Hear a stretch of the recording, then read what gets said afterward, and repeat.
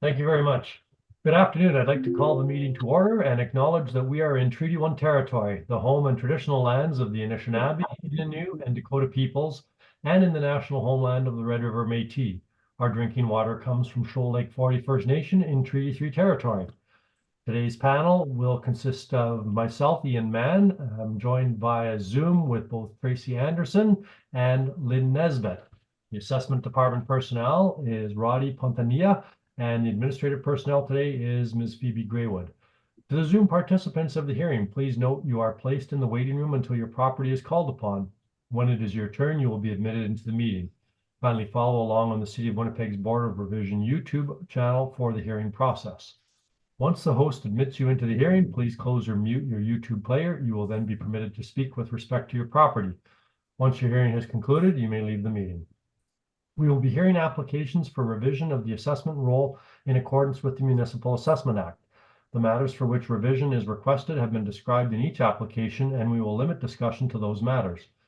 Statements that are made at this hearing are sworn testimony, and anyone speaking to the matters must be sworn in. Be advised that comparisons of assessments of properties are not considered evidence of market value by the Board of Revision. The Board of Revision is appointed annually by Council and is independent of it and the City Administration.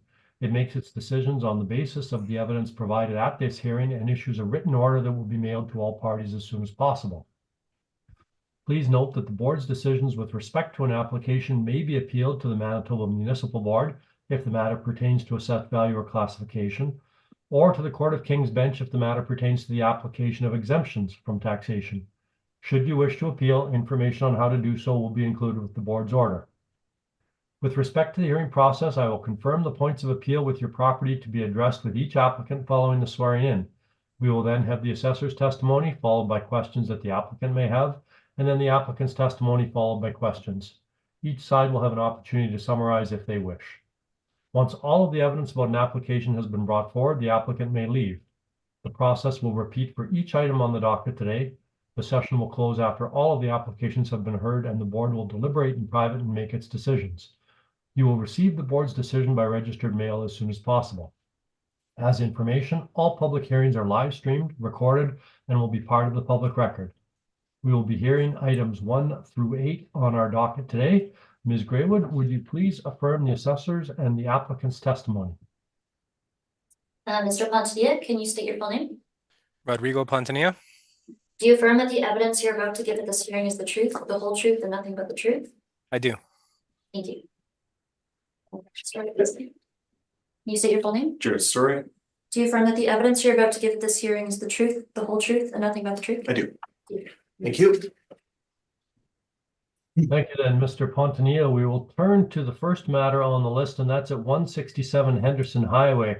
I see from the agenda and the message from the administrative personnel that in addition to valuation, there is also issues with respect to classification and liability for taxation on this property.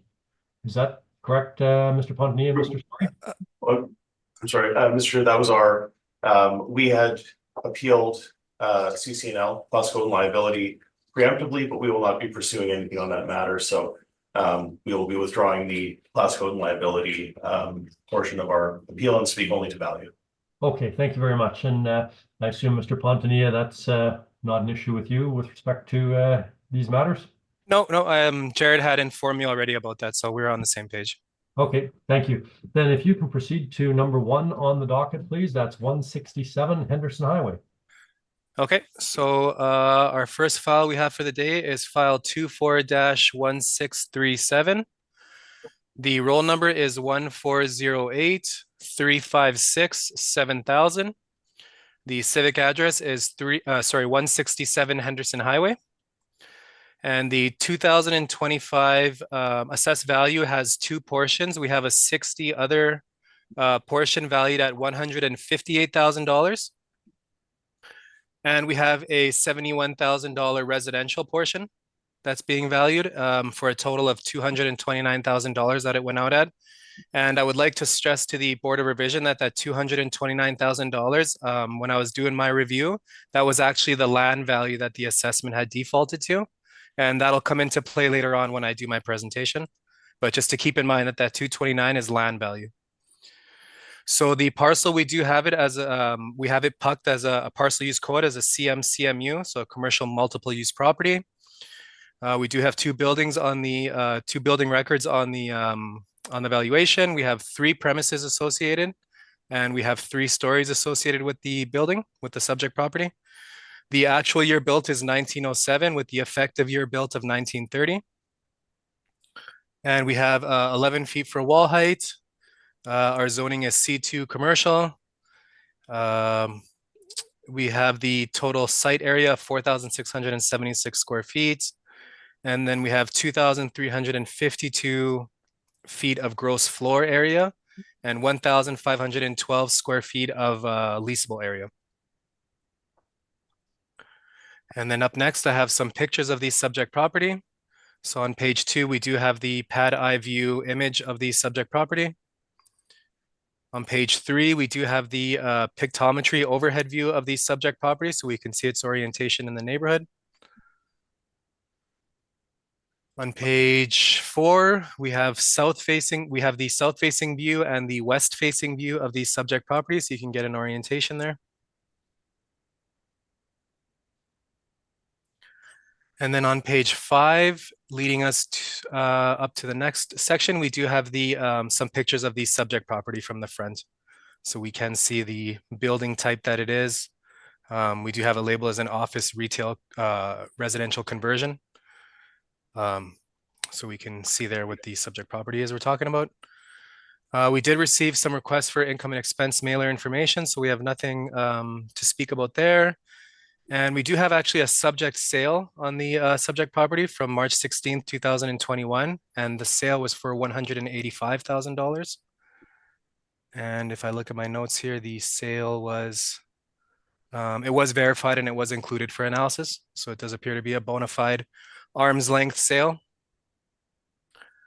Following that, on page 7, I do have some market data that I can share for the subject property. So the first rent comparables that we do have, that's all of these are leases that are from commercial mixed use, multiple use properties. So you can see that I included the ones from Taché Avenue. They seem to be the most reliable for net leases, and it just shows an idea of the mixed use or multiple use property types, the leases that they're receiving there. And then the range is a little small, but it's from $13 to $14. And then following that, I do have some rent comparables. So these comparables do have a building effective year on there of 1999.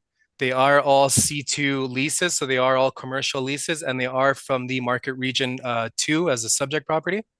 So we can see there a range of leases from the market region for commercial C2 spaces that we have on file. And we do have a range from $11.51 at the low end up to $16 at the higher end.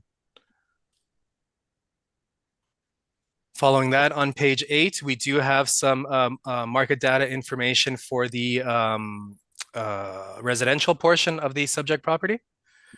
And so we can see here all of these comparables are from the same neighborhood cluster area that the subject property is. So they're all pretty much should be just around the neighborhood there. And then we do have some rent details there. So our subject property is valued at $690.32 for the suite. And then we do have a range of market data from $535 at the lower end up to $1,146 at the higher end. So it looks like our valuation seems to be within the range. And okay, so as I explained earlier, the subject property did actually default to land value, as it appears that the income value for the subject property is below what the land value is. So I do have a recommendation to make on this file, and the recommendation that I'm putting forward would be the income valuation that we have for the subject property. So if we look here, you know what, before I do it, let me just open up my calculator and confirm that this is the right.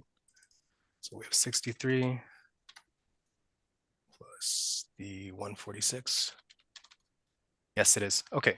So we do have the, if we look at on page 9, we have the apartment valuation, and we do have one unit. We have one 2-bedroom unit on the roll on the record, sorry. And we have that valued at $690.32 per month for rent, which gives us a total gross potential of $8,284. And then we run through the model valuations for the apartment stream. So we do have a 2.6% vacancy, a 56.63% expense ratio, which brings us to our net operating income of $3,500. And then from there, we have a 5.6% cap rate applied to give us the assessed value of $63,000 for the apartment stream. And then on the commercial stream, we have two premises associated. We have a C2 premise at 840 square feet. I believe that's on the main floor, and that's at $10.06 per square foot. So it's a pretty low rental rate at $10.06. And then we also have an 08 basement lease that was leasable area that we have on the record. I don't have a lot of information on that, so perhaps that might have been something to look a little more into, but we have it on there on the valuation stream, and that we have at $2.57 per square foot. So we just have a nominal rate on there. So when we go through the valuation, we have both annual rental values of $8,450, $1,727 for a total potential rent of $10,177. And then when we run that through the income stream, we do have a 6% vacancy. These are all model rates, a 3% expense, and $8 shortfall. It gives us a net operating income of $8,553. Once we apply a 5.85% cap rate on there, it does give us a total value, assessed value for the commercial of $146,000. And so when you combine the 146 with the 63, which I believe is on the following page, it is. So if we look on page 11, we can see a summary of the valuation, $63,000 for the apartment stream and $146,000 for the commercial stream, for a total of $209,000. So that would be my recommendation, would be the income valuation that the model generated, which seems to appear to be reasonable. And then following that, on page 12, we do have our capitalization rate information. So we have a table there that lists sort of the cap rates for some of our bigger subject properties there, so we can have an idea of where our subject falls. From there, we do have the Municipal Assessment Act excerpts, which are some relevant information. And then from there, I have included the 2022 income and expense mailer. So if we look at the for 2022, we don't have any income declared, so I'm assuming it's an owner-occupied space. Our expenses appear reasonable and normal. We have 1,561 square feet listed, and then no other lease information provided to aid us in our valuation for the subject property. Everything else was left blank on the mailer. And then the last page was just, this was when I originally was putting together the brief. And because there was a question on class and liability, I just included this City of Winnipeg property class codes, but it's not going to be relevant to our conversation anymore. And so I would like to finish by, actually, you know what? That's my presentation. I think I'm good there. I don't need to continue forward. Okay, thank you very much. Mr. Story, have you had an opportunity to look at the recommendation or consider the recommendation? And if so, yes, indeed I have, sir. And I spoke with the owner, and we are aligned with the ultimate value of 209 for this file. So we are indeed accepting the recommendation. Thank you. Thank you for that. Ms. Anderson, have you got any questions with respect to the presentation so far? I do not. Thank you, Mr. Chair. Ms. Nesbitt? No, I do not either. Thank you. I did wonder why the numbers were different, so that explained it very nicely. Thank you. My only question was, well, I was also concerned, or I'm curious about the addition. We had a discussion about math skills before that we don't need to get into, but that is the comparisons or the land comparisons.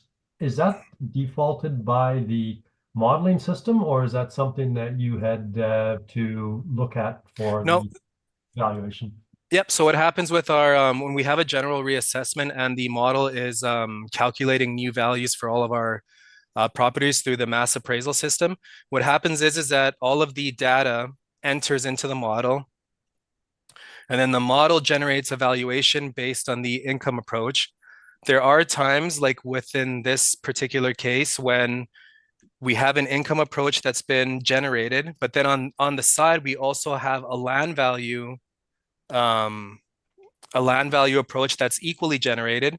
It doesn't always happen, but like I said, there are times when, for whatever reason, the market data indicates that the income value should be something, and then the market data indicates that the land value should be something else. And ADVIS, or our internal modeling system, it'll always default to whichever is higher. So if in this scenario, the income value approach is lower than the land value approach, then the model will default and the assessment will go out at land value. It's just the way that the system is set up. So these are automatic triggers that just sort of happen based on the generating of the assessed value. Okay. Thank you. Mr. Story, we have your consent. Did you have anything that you wish to add or present to the board? No, that is fine for this one, Mr. Chair. Thank you. Mr. Pontier, any questions regarding this or? No, I think I'm good to go on this one. Okay, then I'll continue on with either Ms. Nesbitt, questions? No questions, thank you. Ms. Anderson? No questions, thank you. And I have no questions. I'm prepared to dispense with the request for summaries given the consents and prepare to conclude this matter and move on to the next, number 2 on the list at 187 Henderson Highway. Okay, just give me 1 second to open up. Yeah. Introduce the property and give us your presentation, please. Sure, just give me 1 second to open up to make sure I have 187, as we do have a 167 and a 187 Henderson. I want to be sure that I have the right value opened up here in front of me.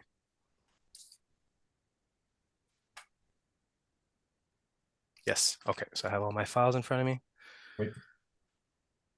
Okay, so up next we have file 24-1638. The roll number is 14083562000. The address is 187 Henderson Highway.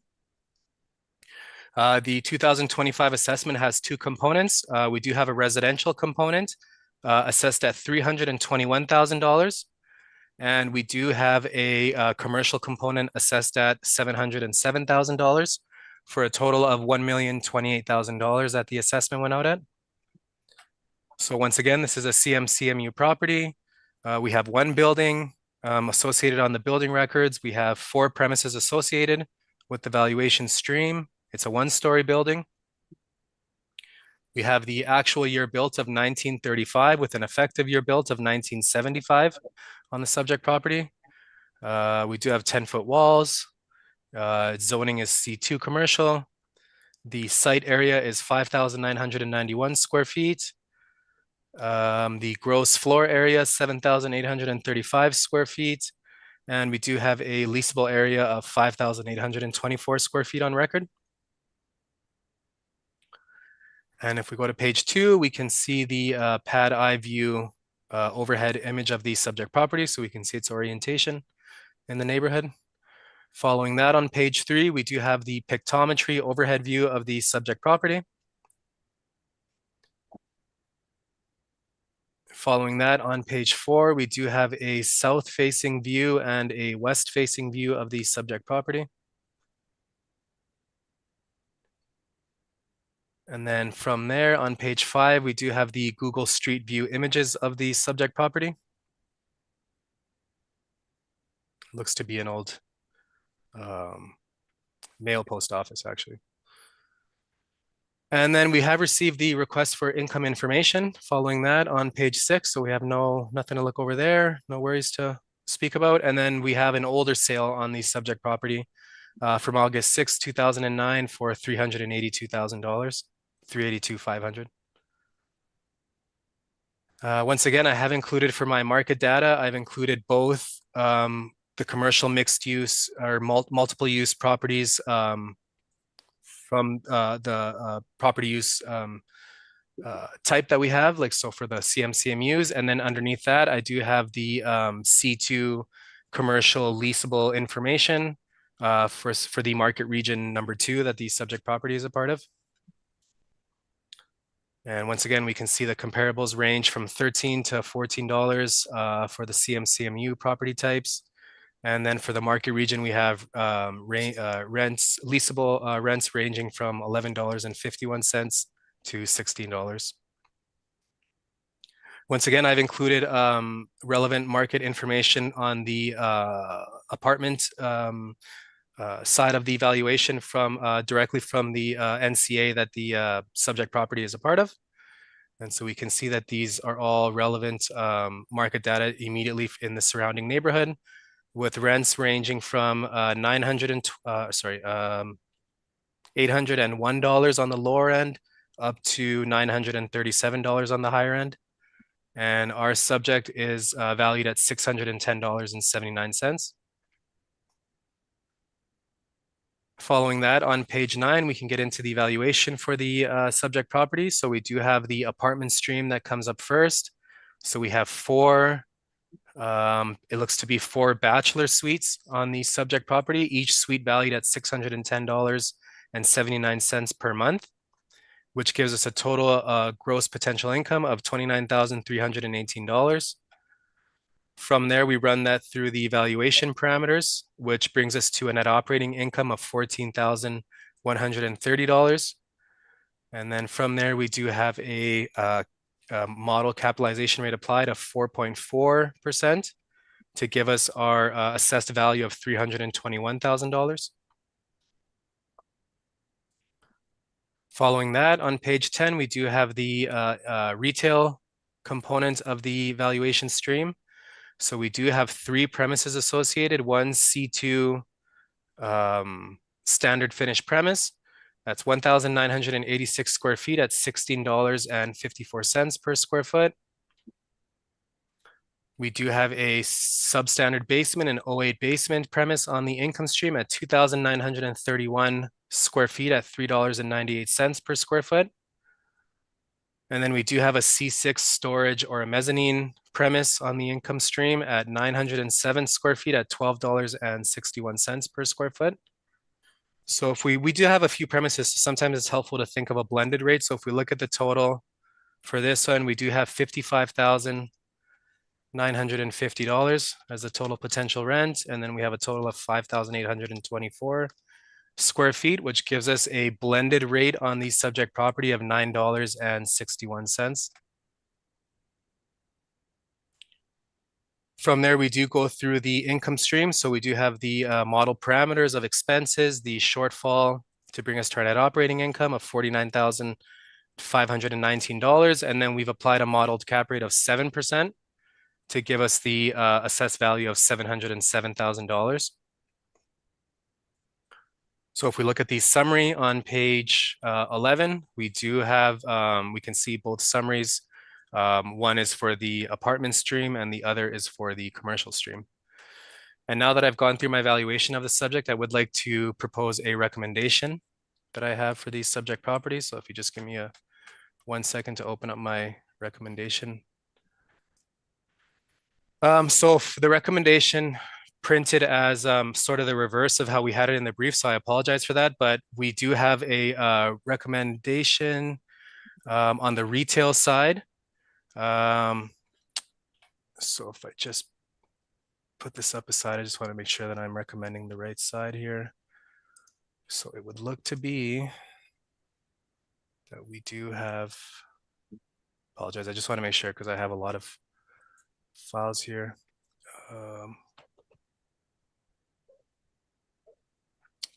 Okay, so there was some adjustments appears to be on the cap rate. So for the retail component, we did keep the valuation the same. So we have the same rental rates on all 3 premises. And then we go through the stream, we have everything should lead up to the same net operating income of $49,519. So that's the same, but we did do a quality adjustment on the subject property, which gives us a revised cap rate of 7.65%. So the cap rate increased model driven by 0.65%. And that was based on some of the characteristics that we were looking at for these subject properties, current quality and condition. And then it would appear that the, I just want to confirm this, that the apartment stream, oh, you know what, the apartment stream did have an adjustment as well. So it looks like the income was kept the same at $610.79 for the 4 suites. And it looks like that same quality characteristic had an effect on the cap rate for the apartment stream. So the cap rate actually increased from 4.4% to 5.4%. So it increased by 1%. And so I'm not sure if I gave you the assessed value total. I apologize if I didn't, but for the retail stream, once I did the cap rate adjustment, the revised total for the retail component is $647,000, so 647. And the revised valuation for the apartment stream is $262,262, which would give us a revised assessment of $909,000, 909.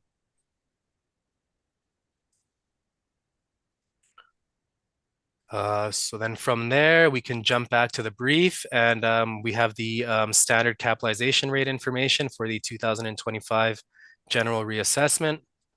We have the Municipal Assessment Act excerpts that are relevant to our hearing. And then we do have the mailer that was submitted.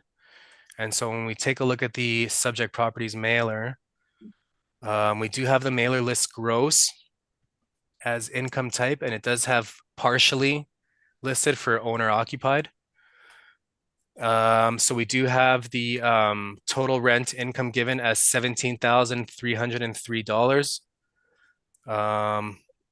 And that would be given under the residential component of the income and expense mailers declarations. So we don't have any rental income provided. So I'm assuming that's for the owner occupied portion of what the mailer is speaking about, where that's pointing to is the restaurant expenses or the restaurant income.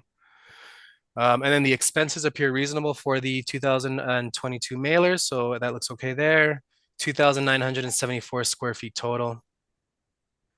And then when we follow that onto page 15, it does confirm that the JC Tacos, the business that's operating out of the premise there, is listed as owner occupied. So we don't have any information on any sort of lease being received there. And then following that, we do have the multifamily portion of the income and expense mailer. And that would be my presentation. Thank you. Thank you, Mr. Pontonilla. Mr. Story, have you had an opportunity to discuss the recommendation or consider the recommendation? Yes, indeed, we have, sir. We are comfortable with the 262 on the class code 20, but we still have a ways to go on the commercial stream. So in this instance, I will leave my questions and my presentation to the commercial side, but we are now aligned on the multifamily value at 262. Thank you. Then please proceed with your questions that you have, Mr. Pontonilla, concerning the commercial side. Wonderful. Thank you, sir. Mr. Pontonilla, have you visited this property? I have not. Okay.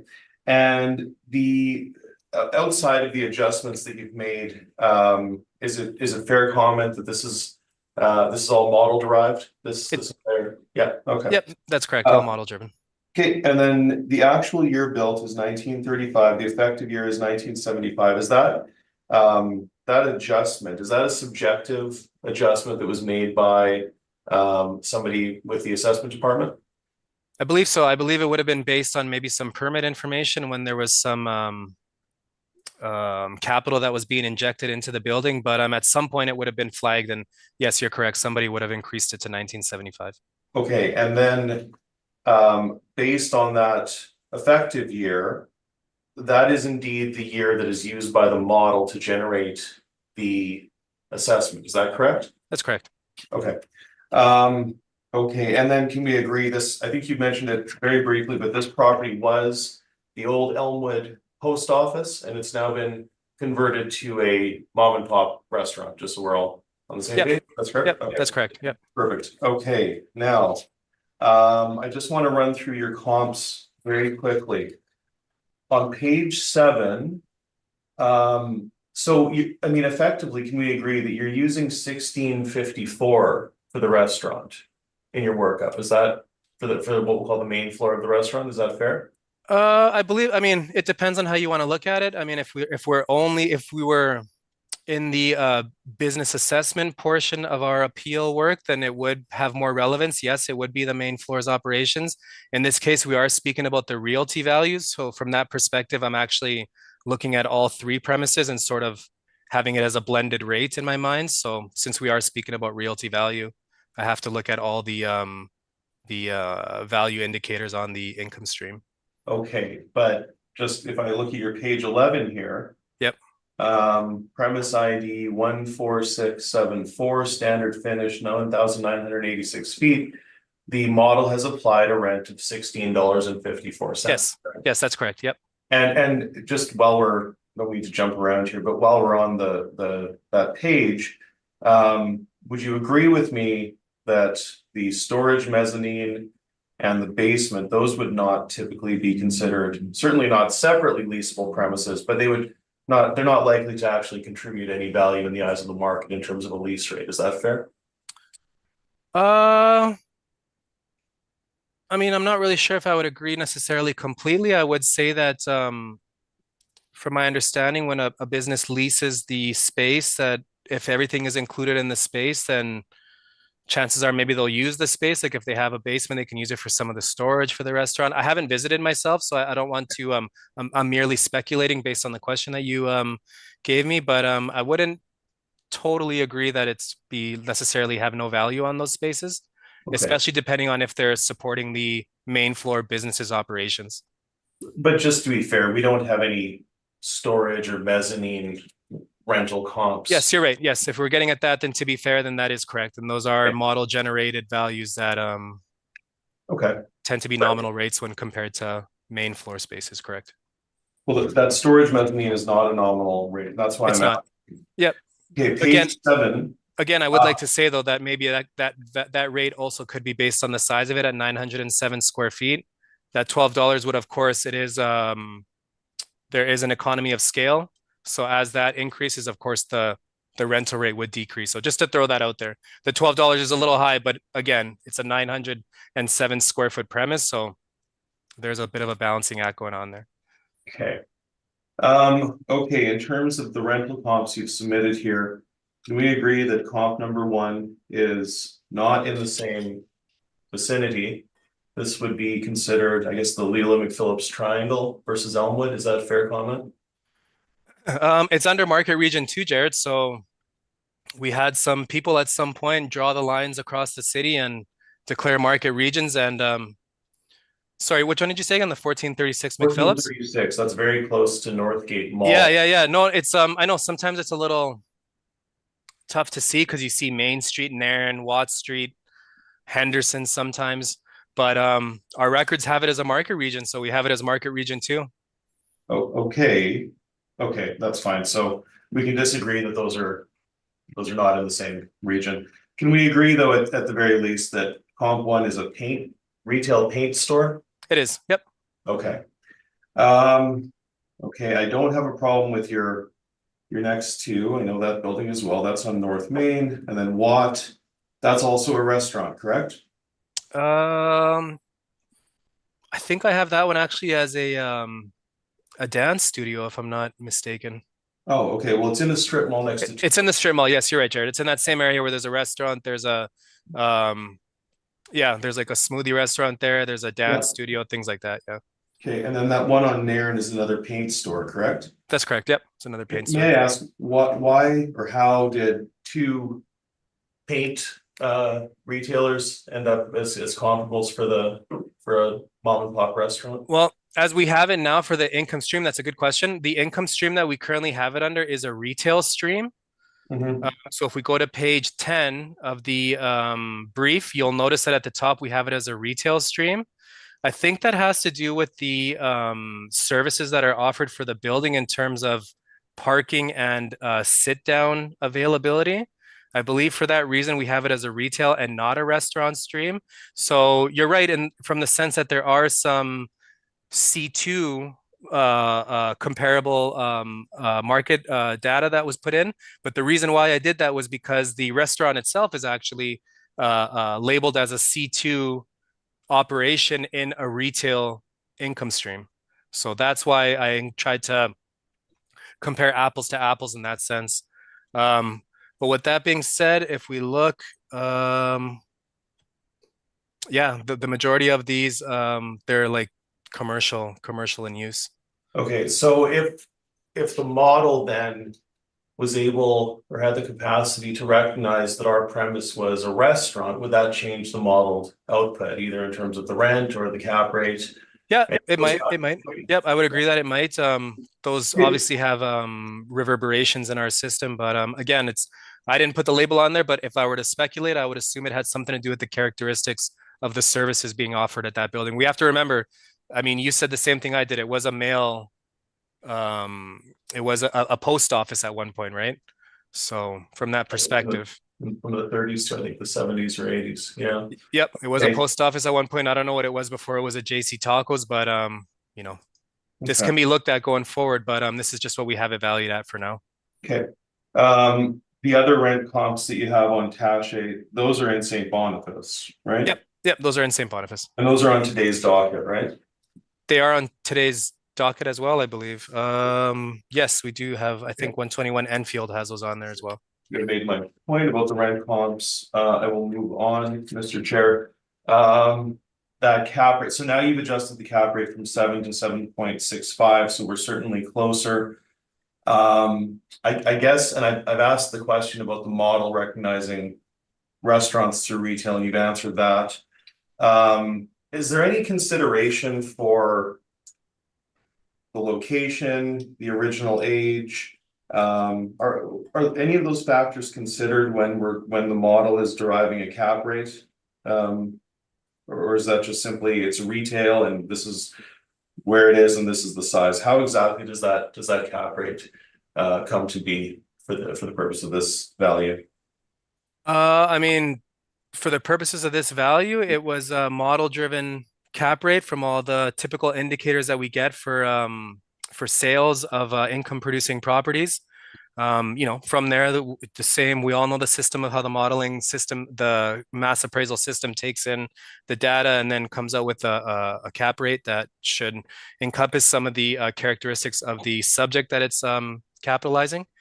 In this case, as I showed, I did make an adjustment to the cap rate. So I am trying to capture the challenges that the subject property has in terms of its age, maybe some of its parking location challenges or things of that nature. Again, that's the reason why the cap rate was adjusted. And the adjustment would have been quality characteristics. So that would have been a modeled cap rate that was given as well. Okay, and then just one final question, Mr. Pontier. I noticed in the last one that we looked at, there was a classification as office conversion. Yep. Does the model also consider retail conversion? Does it have that capacity to tag this property in such a way? I'm not sure if I've seen a designation of that sense, though. From my experience, it's usually typically been OFR, like office residential conversions, office.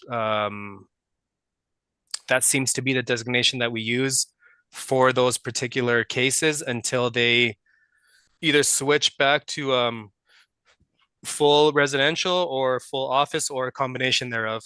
Okay. Thank you, Mr. Pontier. And Mr. Chair, those are my questions. Thank you very much. Thank you, Mr. Story. Ms. Nesbitt, have you any questions? I do have a question. It's about the rent, Mr. Pontier. Yep. So just looking at your model rents on page 11. Yep. First of all, the basement is bigger than the main floor? Or it could be, yeah. I mean, is part of that main floor the class 10 component, or? I believe so. Yes. Yes, I believe that's the case, is that part of the main floor is the class 10. So that's why it looks a little wonky where the basement is bigger. No, I recognize that, but yeah, it's from my understanding of the layout of the subject that it'd be on the main floor. So that's why there's that discrepancy in the size there. Yeah, just looked a little wonky. Okay. Yep. The basement level, the 398 model rent. Yep.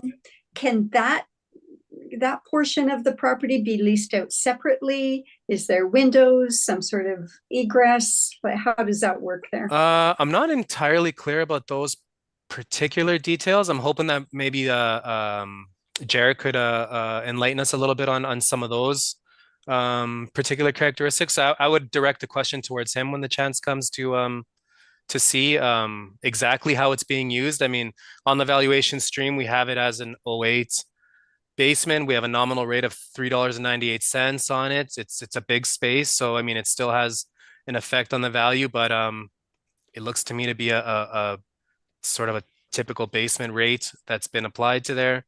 And I'm hesitant to, again, there are times where the basement space really seems to have no direct support on the main floor. And when that happens, we are able to make adjustments to, let's say, remove the basement space or maybe even try to dwindle down the rent even more. But in this scenario, I just don't have the details on exactly how the space is being used. That's the only reason why I'm a little hesitant. Like if we had some more time where we could have had a proper inspection, but sometimes things get so crazy that we do the best we can. But if we had some more time and we could sort of confirm some of those details, that would help a little bit. But as it stands now, I can't tell if it's supporting or not. Okay, no, I appreciate your honesty there. Yeah. You referred to an 08 Yes. basement. Can you just enlighten me what is 08?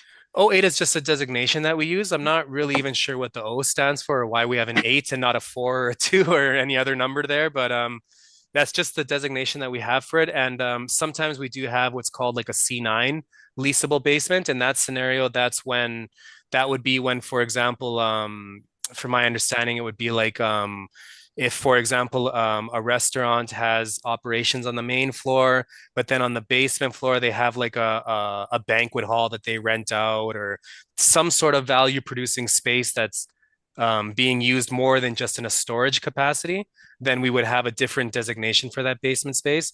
But the 08 designation, that's why they call it as like a substandard. It's sort of just an all-encompassing label that we put on for a basement space that is being used by the business, but it doesn't have a direct influence, let's say, on the operations of the business, more in like a storage capacity or something. Okay. Okay, and I do note that in your cap rate, you did make the recommendation, although that recommendation was not accepted. So I'm looking at Yep. your table. Yep.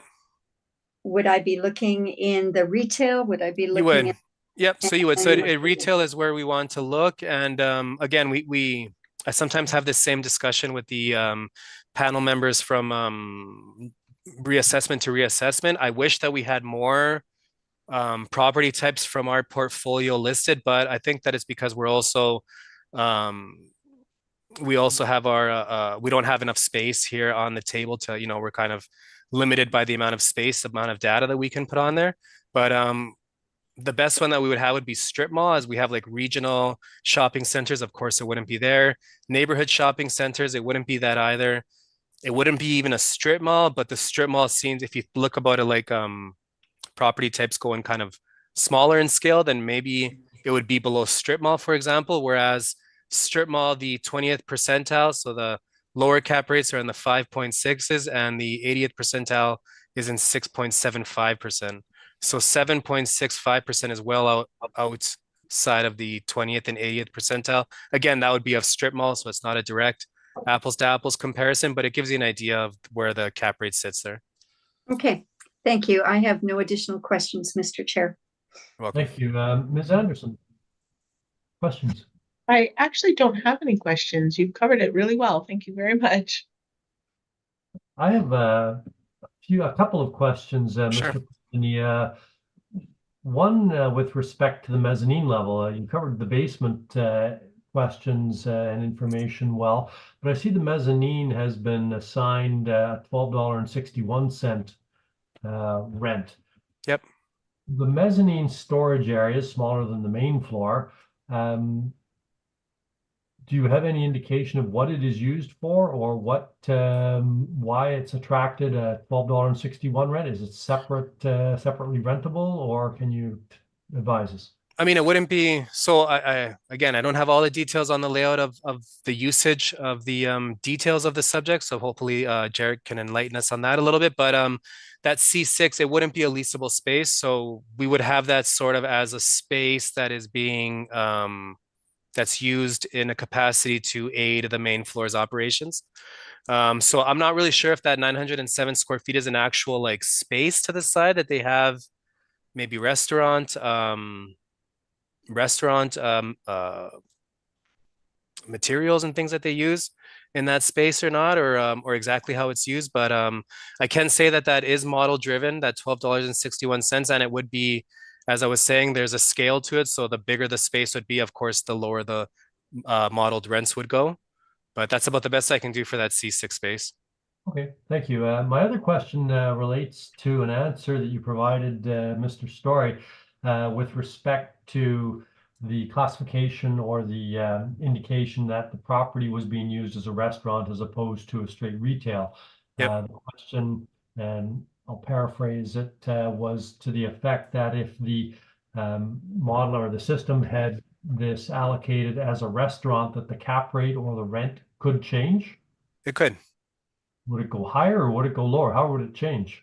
Without actually making the adjustments in the system, it's hard to say, and I don't want to influence you guys either way to say which way it would go, because I don't really think that's necessarily the best thing for me to do. So I can simply say that probably if we changed it to an RST restaurant stream as opposed to a retail stream, then of course there are different factors taken in for, you know, capital that goes into running a restaurant and all the capital costs that are incurred and all the equipment that has to be purchased and the sit down space. Again, I think that's the reason why this one is still left as a retail space, even though it is being used sort of as a takeout. Maybe Jared can help us too to know if they have dining inside or not, but I think based on the history of the building combined with the characteristics like the size of the building relative to the parcel, the amount of parking that's available in the to service the space, I think all those factors are the reason why we still have it as a retail designation. But I mean, we can always look at it too for going forward for the next general reassessment if we can change that to a different designation. Thank you. I don't have anything further. Mr. Story, can we have your evidence, please? Absolutely. Thank you, Mr. Chair. So I will limit my comments to discussion of the restaurant, and just while it's fresh in all of our minds, it is indeed a restaurant. It's available for takeout, and you can sit down and dine in, and would encourage everyone to check it out. It's a very good place. I've been there a number of times myself and quite like it. And I think Mr. Pontini is quite correct that in terms of the capitalization rate, I think we're all aware as sort of a general rule that restaurants are a very risky business. And in this case, we have a what I'm going to call a weak covenant in terms of it being a mom and pop operation. Clearly it's owner occupied, but this is not a Boston Pizza or a Moxie's or a chain. So I want to be very, very clear on that. So ultimately, and again, I have been there, and to address the question of the basement is used for old paper records and tables and chairs in need of repair. There's no legal access or egress. It is not separately rentable, and it is not fenestrated, so no windows. In my opinion, it contributes no value, though I have, based on the parameters of how we are to approach these properties for assessment purposes, I have applied a nominal rent of about $2. Now, my actual table blends everything together, but I have provided a further breakdown so you can see exactly how I achieved my final number, and it does adjust upward very, very slightly. So may I distribute that? I brought paper copies, but I'm here alone. So may I distribute that electronically to the panel? Is that okay, or would you like me to just simply speak to this verbally, Mr. Chair? Are you using this as a rebuttal, or is this just some additional information? It's more illustrative to my position, but I can speak to it. Why don't you speak to it instead? Just Sure. Yeah, no, it sounds good. Walk us through it, please. Absolutely. Okay, so the property, of course, is owner occupied. It is a conversion from the old Elmwood Post Office. It was built in 1935. It is not a heritage building. It's not on the heritage resource list. It is, however, on the commemorative list. So that's something that we do keep in mind. I haven't made any adjustments to our cap rate, but that is something to consider. We have very little parking. I think there are maybe 2 stalls if you park at sort of ad hoc scramble kind of angles, let's say. So it was not intended to have a great deal of parking. So that is something we should consider. On my page 11, I've looked to a number of comparables in the general region. My best comps are on Watt and Henderson. So I'll say my 4, 5, 6, and 7, let's say. Those are all restaurants. They're not chain restaurants. Those are independent, we'll call them mom and pop style restaurants. And those leases run, well, let's say from about $11.50 to $14.50. And I've used $14 for the main floor. I think that's well in line. In some cases, I think that the comps benefit from higher traffic. They're in strip malls, so our property is very, very unique. But ultimately, I feel very comfortable going to the higher end of that range at $14 per foot. Now, what I've submitted to you shows an overall blended 16 off the main to include the 2009-31, which gives us a potential market rent per annum of $46,288. What I've done here, Mr. Chair, that I was mentioning is I took the JC Taco space 2,893 square feet at $14 per foot. I broke that out. That's 40,502.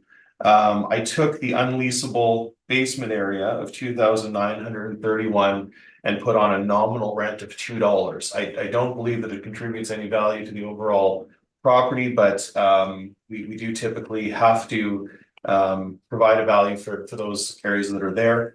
So ultimately that 2,931 at $2 a foot comes to 5,862.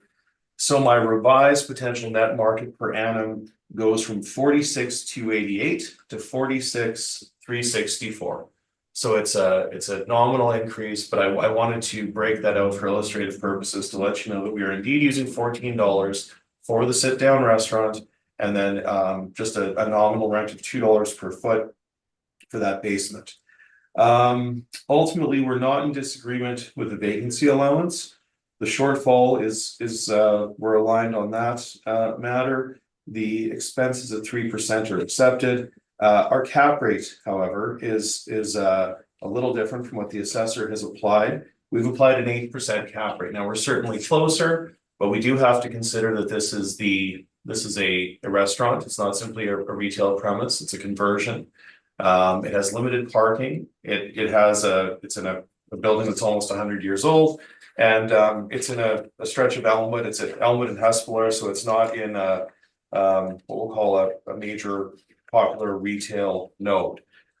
In support of our capitalization rate, we've provided you with a standalone capitalization rate study for retail properties. We've provided 13 sales, as well as some commentary regarding cap rates as of the reference date in the retail universe as of April 1, 2023. We go over the questions of the day that have to do with rising interest rate environments, or a rising interest rate environment, I should say, unprecedented inflation, and of course, how the retail universe looks and behaves coming out of COVID. So all that commentary is there. The sales are provided for you. I won't go through every one, but effectively, we would summarize the retail universe in Winnipeg at the reference date, where we look to standard quality retail assets and suggest that they ought to fall somewhere between 7 and 7.5%. And what I'll call the lower quality assets should fall somewhere between 7.5 and 8.5. So in terms of our lower quality tier, this falls squarely in the middle at 8%. We also mentioned that we looked at certain factors in the application of a cap rate for these properties. And some of the considerations that we'll make are location and externalities. So the neighborhood, to be certain, site size and development potential, building conditions and remaining age life. Now that would certainly be germane to our property today. Configuration and layout. Well, we have a conversion that's not a purpose-built property. This is one where we've tried to put a restaurant into an old post office, so that's not typical. That should be considered. Income forecast and the durability of income. So in this case, once again, we have a restaurant, but we're not looking at a Boston Pizza or some such thing. We're looking at a mom and pop, let's call it a niche restaurant. So the income forecast would not be as strong as a restaurant with a stronger covenant, for example. And then we also consider regulatory factors. So, caveat on title that comes with a heritage designation would be considered if that were germane to our discussion. But in this case, we are on the commemorative list only. So there is some chance that down the road, maybe in 10 years, when the building reaches its centenary, that maybe that somebody will look at this again and consider it. So I haven't made an adjustment there, but it is something to consider when we look at this property. So ultimately, and again, we are okay with the 262 on the multifamily stream. So my value is just a touch under $90 per foot, which I think makes a lot of sense given the specific factors related to this property. You can see that I calculate out to 509,000. I believe my brief says 508, but with that small uptick to the unusable basement at $2, it now calculates to 509,000 on the class code 60. And when we add the 262,000, we come to a value of 771,000. So ultimately, that is my presentation, Mr. Chair, and I think I will leave it there, and I'm happy to take your questions on this property, and I thank you. Thank you, Mr. Story. Mr. Pontanilla, questions?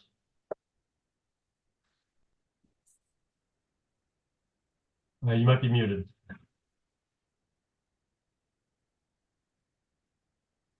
Apologies, I had to put it on mute there. I'm just looking at his brief now. I'm looking at his capitalization rate studies here. Okay,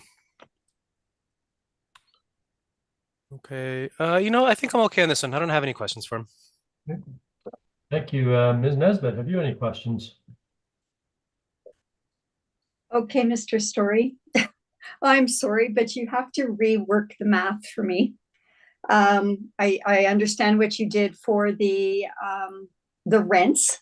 Yep. And I think I heard you say that your new market rent total was 46,464, correct?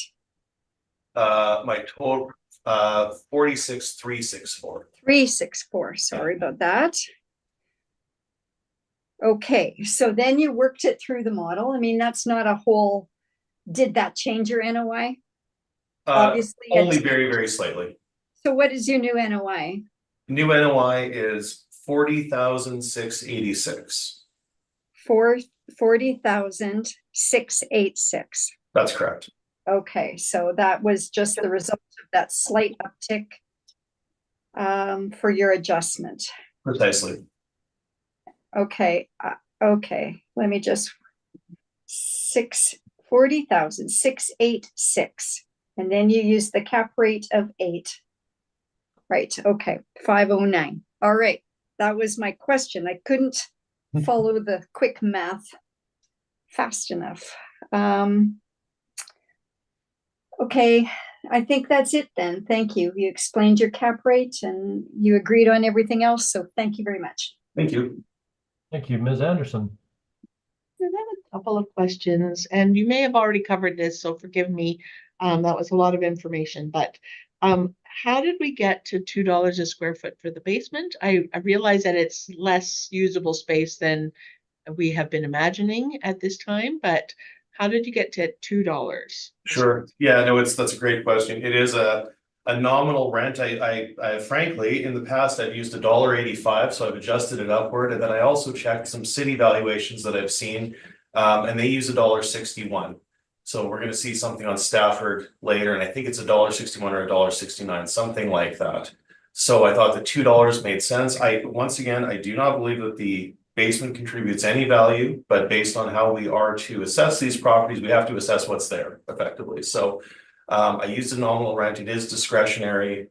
It could have been $1, but I thought, well, this all makes sense. And ultimately, the value that arises from this calculation makes a lot of sense to me. So I did consider what we ought to put on that. Now, if it were usable, if it were a place where we had equipment, or if there were there's a staff area or some such thing, we might use something that looks like half of the main floor rent. But in discussing the space with the owner, and then actually going down and looking around and looking for exactly what Ms. Nesbitt, I believe, was asking about with fenestration and if it were usable or if it had egress, I saw none of that. So it was just simply a nominal rent. I used my best discretion, and that is how I came to the value of $2 per foot as a marginal rent for unusable, unleasable space. Understood. Thank you very much. And last question, again, if you've covered it, forgive me, but the mezzanine space, what's it used for? Is it part of the restaurant, or is it just again? I have no knowledge of a mezzanine space in this building. I suppose that what I can tell you is 2 of the units, the rental units, are on the main level, and then 2 are in the upper. So I would have to go through that again and try to understand where that's coming from, but I don't have knowledge of a separately accessible mezzanine space, so I'm not sure. That's the city's breakdown. I've simply looked to the main level and then the storage level. So I don't. It's a good question. I don't know, and I don't know where that very high rent on that mezzanine is coming from. But I assume it has something to do with the reconfiguration once they converted it from a post office to a multi-use building. Thank you very much. And that is it for me, Mr. Chair. Thank you. I just have a question with respect to the retail capitalization rate study. I'm looking at page 19, Mr. Story, the 13 different address or sales, which has the cap rate with an average of 6.83% with a median of 6.75%. Are Yes. any of those properties restaurants? These are typically, no, they're not. These would be higher quality strip malls. So you can see we have a retail warehouse, we have a strip mall, regional shopping center. So now we have retail strips with restaurant premises in them, but we don't have individual standalone restaurants, if that makes sense. Sure, that's great. Thank you very much. I don't have anything further. Mr. Pontanilla, any summary? No summary. I believe I did my presentation and presented the value that I believe would be fair for the subject property. Thank you, Mr. Story. Yes, anything? thank you, Mr. Chair. I just want to be sure that we're viewing this property for as it is, for what it is as a restaurant in a converted post office, and I feel very, very comfortable with the overall value of $771. So I will respectfully request that our value be applied today, and I thank you. Thank you. We'll conclude that matter then and move on to number 3 on the docket, that being the street address of 121 Enfield Crescent. Mr. Pontanilla, when you open your file, can you introduce the give me 1 property, second please, to. and give us your brief? Sure, give me 1 second to open up my files. So up next we have 121 Enfield. And then this one.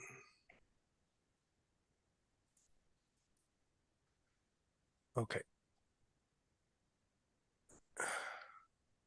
Okay, so up next we do have file 24-2157.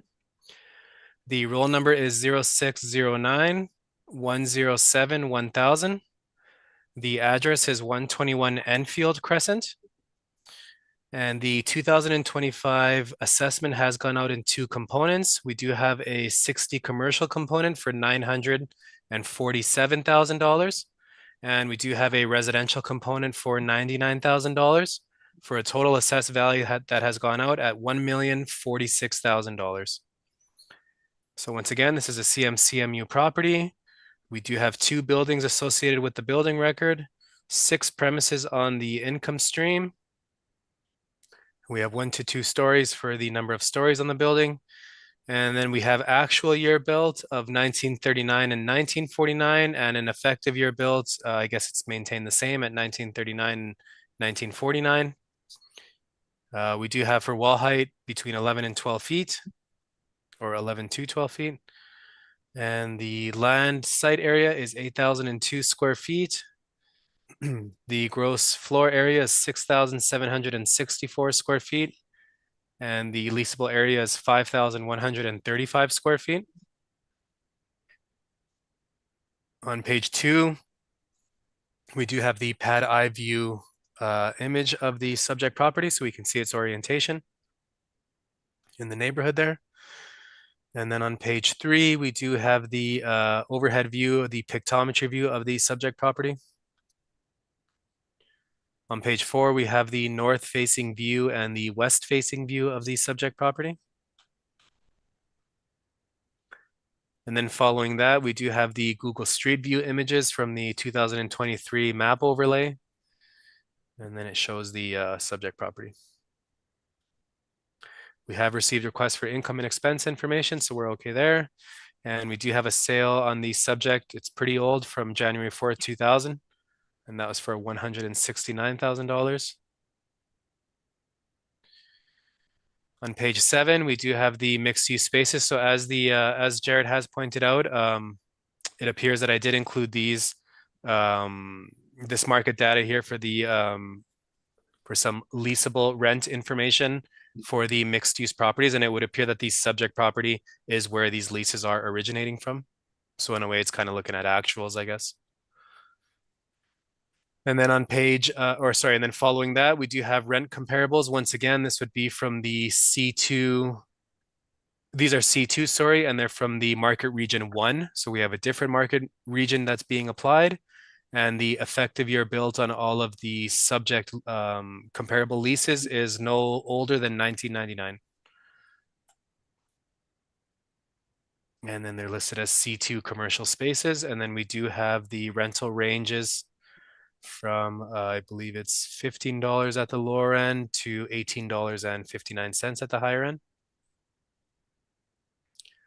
Following that, we do have the subject properties multifamily rent comparables. So these would be from the same NCA region as the subject property.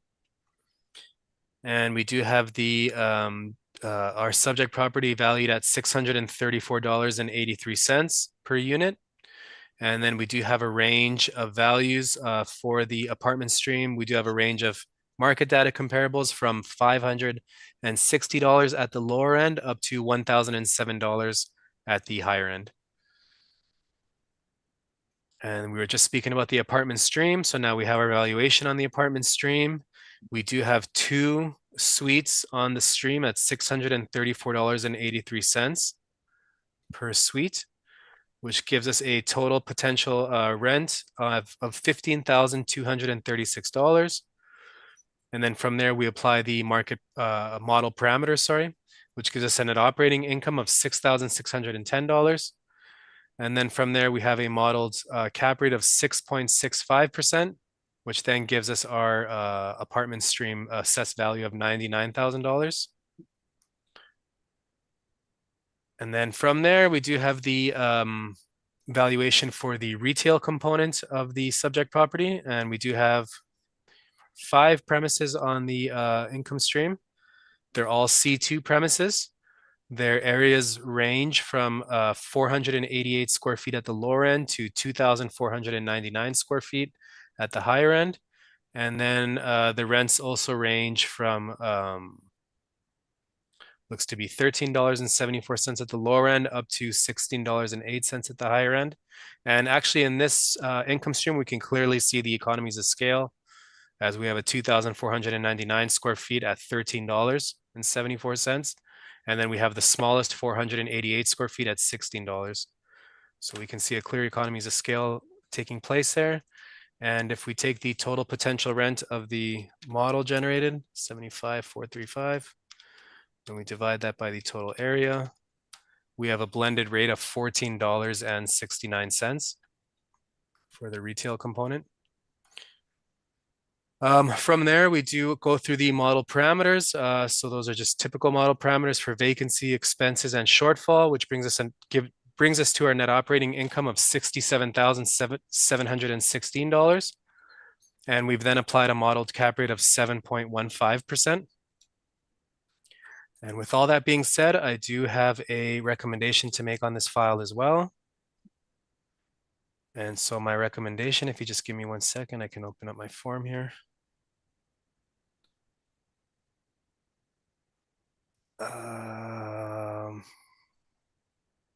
Sorry, give me a second here. I kind of got.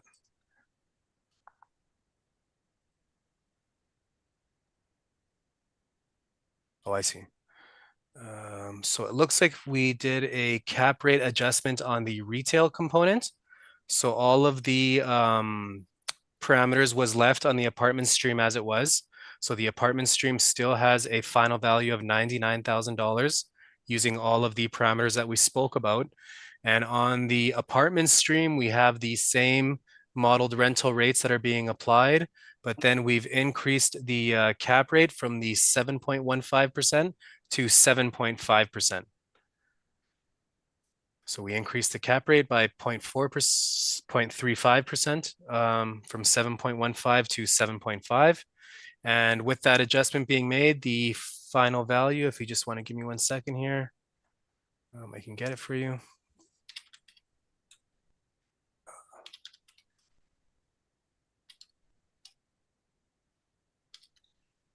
I know what the overall final value is, but I just want to give it to you broken up into both. So I believe that's $903,000 for the retail component. And then if we add the 99,000, yeah, so that's the right value. So 903,000 would be the revised adjustment from the 947 that the model had originally done. And if we add that to the 99,000, we get a revised recommended assessment of 1,002,000. So 1,002,000. 1,002,000. And then so heading back to our presentation. So we do have the income value summary, which gives us 1,046,000, but of course that changed with the recommendation that I just put forward. And then from there, we do have the cap rate information that's given in the brief for the 2025 general reassessment. And then on following that, we do have the Municipal Assessment Act excerpts. And then from there, we do have the subject properties income and expense mailer information. And so if we take a look at the subject's mailer, so for 2022, the income listed is, I want to have two different values here.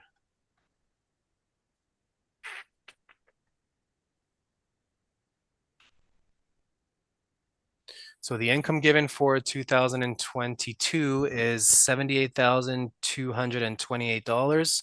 That would be for the commercial component, and then we have the residential component of $21,123.90.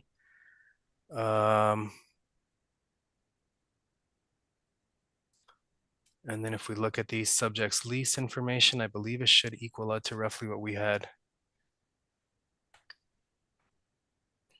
Yeah, so we have the declared leases. Apologies, I'm a little scrambled here because I'm seeing a little bit of different information in my analysis. It's just slightly off for the rental rates that I had.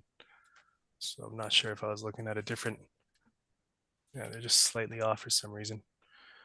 In any case, we can look at the subjects, the lease information at the end of the brief there that's given does show that the leases that we had given as for my market data, it lines up as the actual leases that were being declared. So we do have 188 Taché at $13 a square foot. We do have 190 at $13 a square foot, 192 at $14, 194 at $14. And so that seems to line up.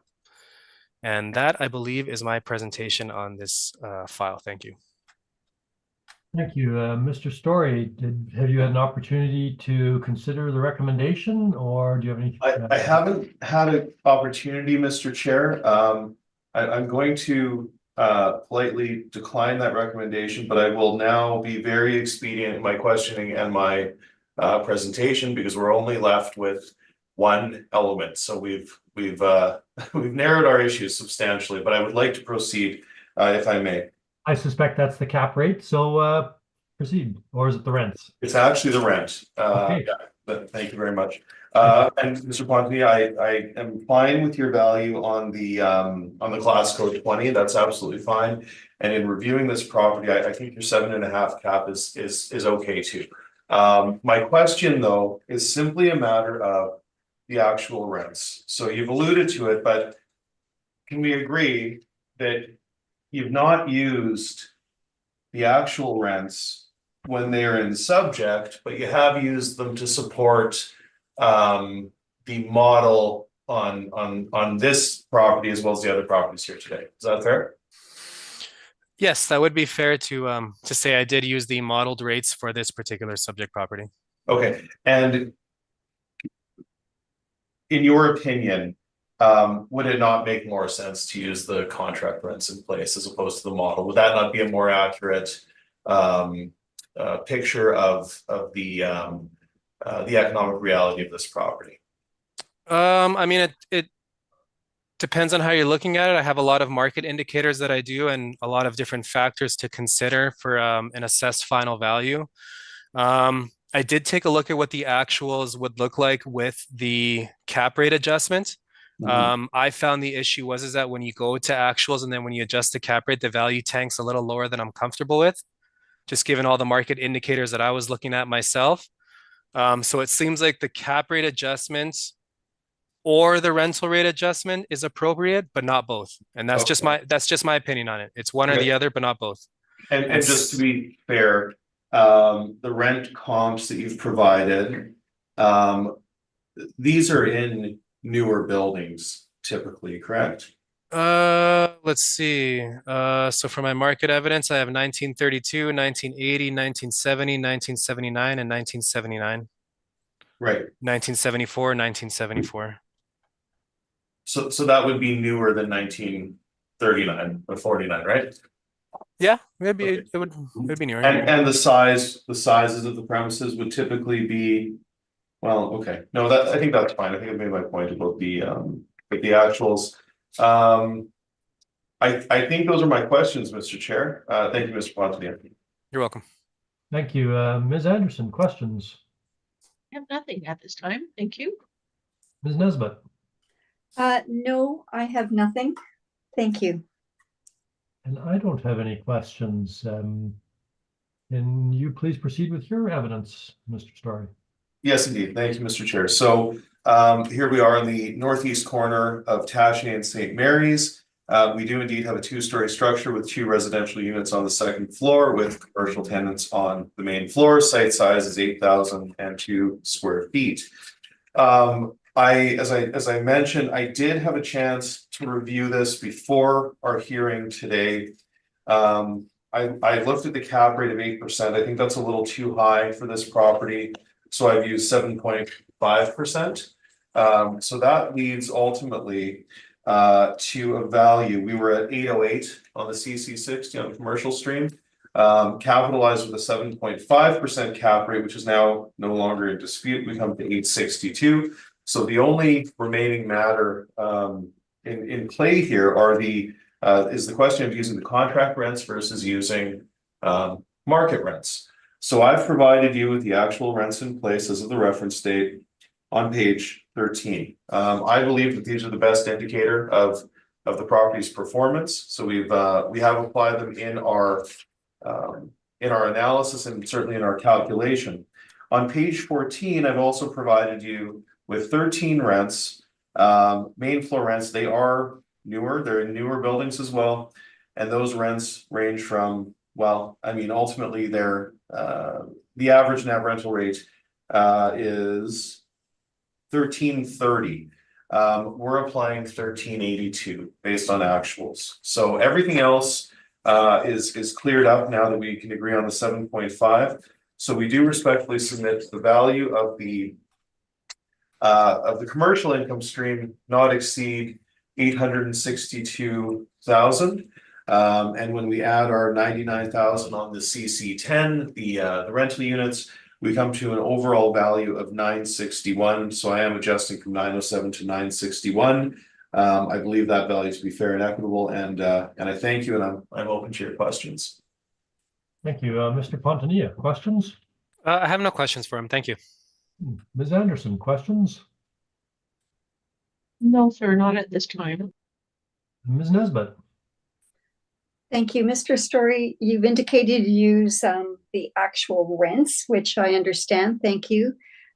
You also, though, in doing that, show a different leased area from the city. Yours is 5220 versus the city at 5135. So where did the 5220 come from? Sure. We just pull up our rent roll here. So this is all from our rent roll.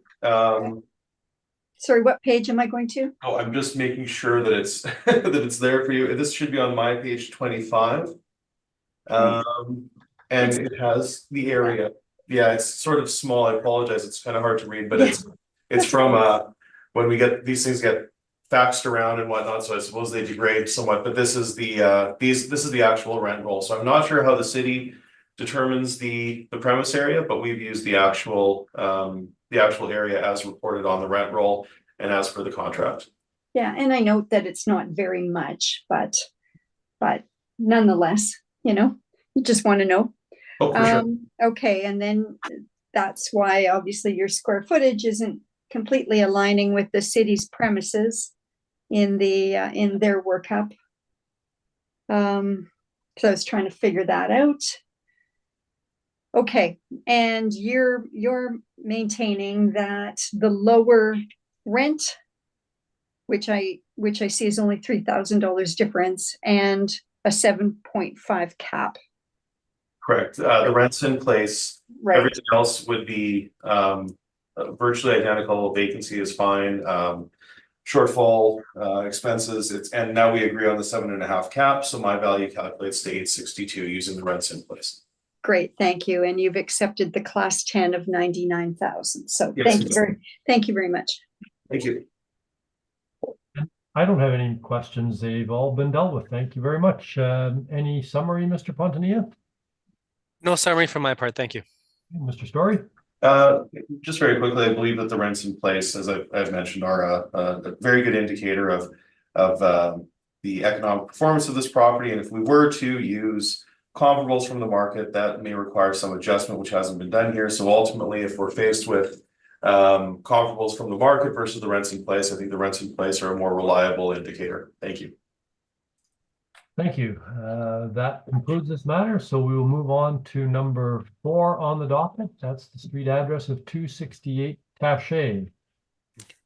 Mr. Pontanilla, when you open the file, can you please introduce the property and give us your evidence? Sure. Okay, so I'm ready to go now. So the file number is 24-1938. The roll number is 0609 092 3500. The address is 268 Taché Avenue. This is another mixed use property, so we do have 2 valuations that are on the total assessed value. For 2025, the residential 10 component was assessed at $158,000, and the 60 other commercial component was assessed at $230,000 for a total of $388,000. of assessed value. So we have this parcel use code as a CMCMU. We have one building record, two premises associated on the stream. It's a 2-story building. The actual year built and effective year built is set to 1926. The wall height is 12 feet. The site area is 5,996 square feet. The total gross floor area is 3,200 square feet. And the leasable area is 1,416 square feet. On page 2, we can see the pad eye view image of the subject property. You can see its orientation in the neighborhood. On page 3, we do have the pictometry overhead view of the subject property. On page 4, we have a north-facing view and a west-facing view of the subject property. And then on page 5, we do have the Google Street View images from the 2023 map overlay, which shows the subject property.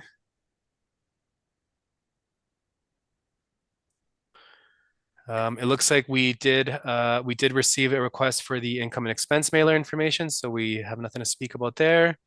And we do have a few sales on the subject property, but they're all older sales, and one of them appears to be a non-arm's length sale, the one in the middle at 2006.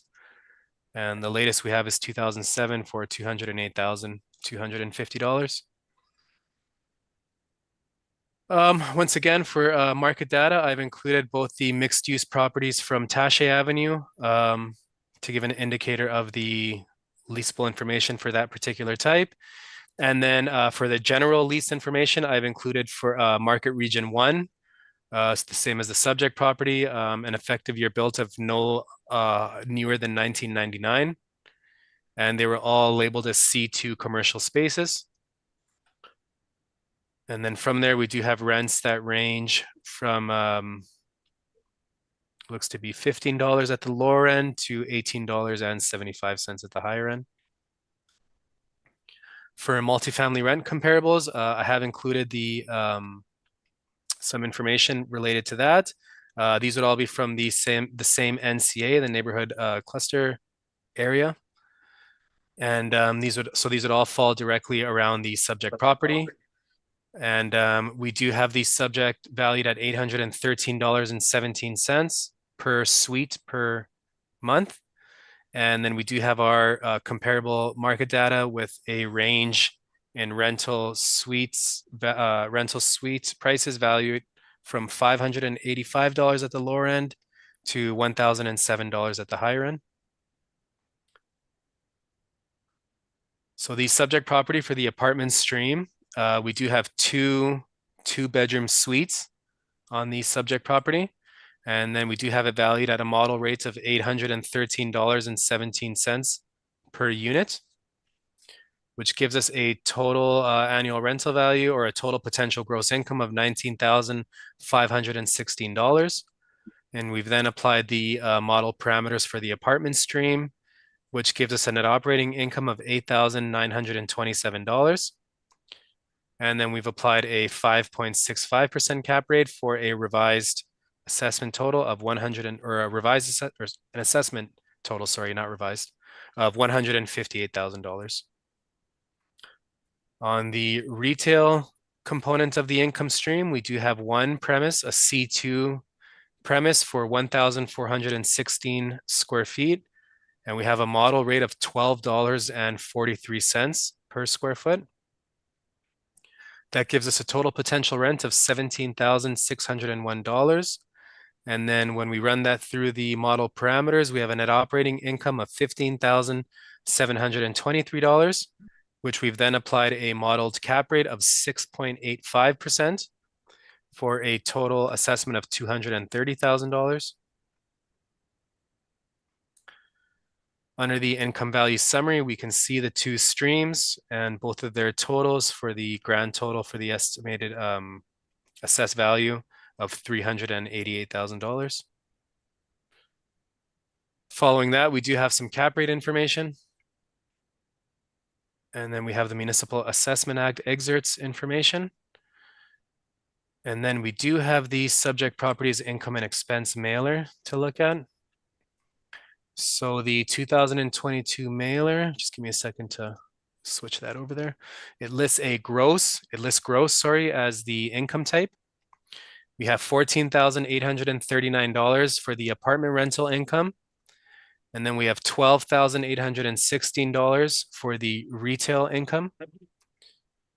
We do have recoveries listed for both CAM, so maintenance recoveries, as well as property tax recoveries listed.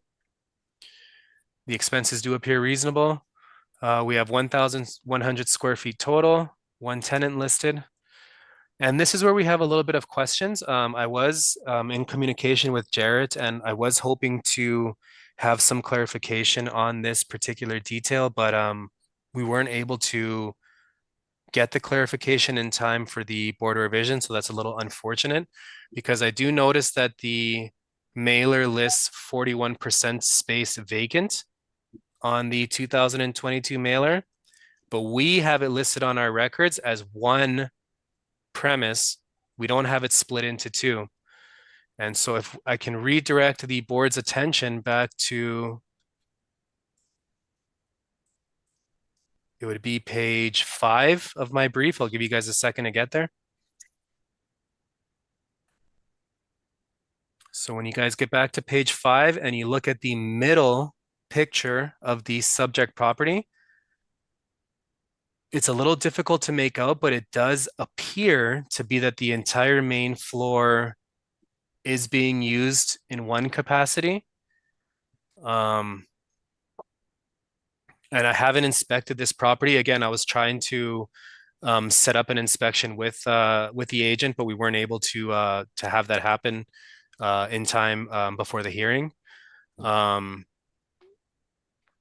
that would potentially have an effect if we could have had confirmation and we could have known the extent of the vacancy, how long the premise has been vacant. Well, I mean, first we'd have to clean up our records because our records only have one premise for 1,416 square feet.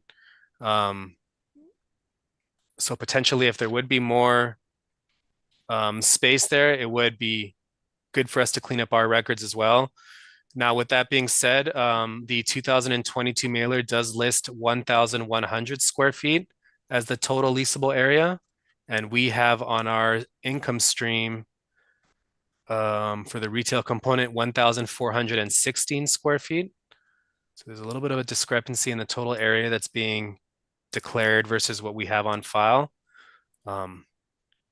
Those might be questions that I just don't have the information to right now.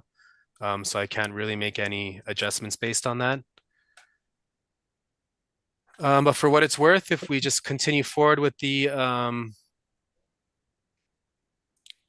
2022 mailer, and if we go to page 16, I believe on my brief, I should be the same on yours. It's just a continuation of the income and expense mailer, so we can land ourselves on the tenant verification form. And once we do that and we land on the tenant verification form, we can look at the lease that we have in place. We do have a lease for the cafe that we can see in the picture of the subject property. The lease does show for 650 square feet. So maybe there is a split in the current layout of the main floor, and they do have it split into two, but that would require an inspection before I made any adjustments on our records. I would have to physically go look there and maybe take some pictures to make sure that they're both closed off premises. They don't have access to each other. They have doors to access the premises and out. There would be a requirement for an inspection for that, but that would be an avenue to explore after the hearing if we needed to change any of the physical characteristics that we have on our record. But as it stands now, we don't have that. So if we just take the lease that's being described, and if we go over the subject's reference period from 2022 to 2023, we can look that they're declaring a monthly lease of 1,050. And so that gives us an annual rental value of 12,600. And I understand that that's gross, so I'll make my adjustment for that in 1 second. And if we divide that by 650 square feet, that gives us a rental rate of $19.38, but we do have one recovery being listed for CAM. So if we were to do a quick netting out of that with the one recovery, so we do that by 80% to account to net out the property tax and the admin recoveries. That brings the value down, or the rental rate down. These again are just approximations, just to get a rough idea of what the net rental rate would be, about $15.51, 15.51. That would be from their 2022 mailer that we have the information in front of us. And then we continue forward from there. And then we do have the multifamily information that was given to us as well. And then we have some more information on the actuals there for the suite rates that are being received. And it looks to be a monthly rates range from $957 to $1,014 per month per unit, I guess, is the way they have it laid out there. And I believe that is my presentations. Yeah, I mean, basically so I'll just be presenting on this file, the valuation that we have. And once again, if we had the time to have sort of cleaned that up, then maybe we could have looked at that. But with that being said, we do have one premise at 1,416 square feet at $12.43, whereas the mailer is listing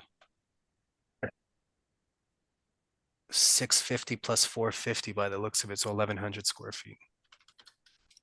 Yeah, our records look to be a little bit off on this one. We do always have the ability, based on physical characteristics that aren't according to how it's physically there. So we have the ability to revisit this after if we needed to. But as it stands now, I will just present what the model has for the valuation. Thank you. Thank you. Mr. Story, questions? I have a few. Mr. Pontonia, you'd mentioned something about the request. Can we agree, just so the board is not under any false pretense, that the request from the city to inspect this property came at the very, very last minute? And it did. Yep, it did. It's clear that it was not. We were absolutely happy to take the city through, but it was a timing issue. Okay, I just want to make sure that's very clear.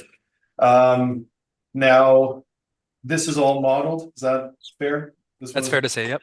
Okay, and then that actual year, 26, effective year 26, would that indicate to you that there's no substantial physical work to the structure of the property to extend its useful age life? Is that a fair comment?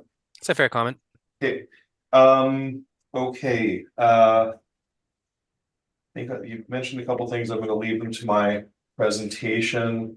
I think. Oh, actually, no. One quick point here. We haven't talked about apartments very much today, but your cap rate of 5.65%, that's model derived, is that correct? That's correct. Yep. Okay, and do you have any calculations or anything in evidence to support the application of that cap rate? Well, typically we don't include residential cap rate information. I'm not sure at the end of our brief if we have anything for that.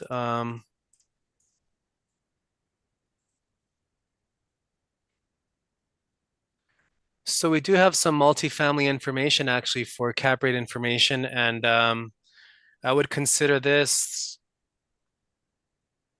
I mean, I guess the best we would have would be low rise B. So this would be like 2-story and under apartment blocks. This is on page 12 if everybody wants to follow along at the what I'm speaking about. But if we go to the multifamily section and we look at low rise B for the 2023 general or for the 2025 reassessment as of the effective date of April 1st, 2023, we do have the 20th percentile at 4.75% and the 80th percentile at 5.45%. So 4.75 to 5.45, and this subject is at 5.65. Okay, but once again, my question, Mr. Ponte, is do you have any calculations to support that cap rate table? Is the city providing anything in evidence that we may review? I think you know the answer to that, Jared. We don't have any data. I don't have modeling printouts that are included in the brief to show you what the Okay, what the cap rate is. The cap rate is summed up in the table that we have there. right, and similarly for the retail cap rates, no sales to show and no calculations, correct? I mean, if that's how you want to frame it, then I guess so. But I would frame it as we have everything. I mean, this would be model generated, so we have inputs that go in that then outputs this cap rate. I'm not really sure if I agree with the framing of that, but nonetheless. Okay, I think those are my questions, Mr. Chair. Thank you. Thank you. Ms. Nesbitt, questions? Yes, just a quick one on the expense rate Yep. for your class 10. So it's at 53.04%. That Yep. that would be model, right? All model, that's correct. Yeah. Is that when you consider the different types of rental apartments out there, is 53.4% or 04% low? Is that high? Is that normal? Like, what is the norm? And what would that work out to per suite? I mean, I'm not really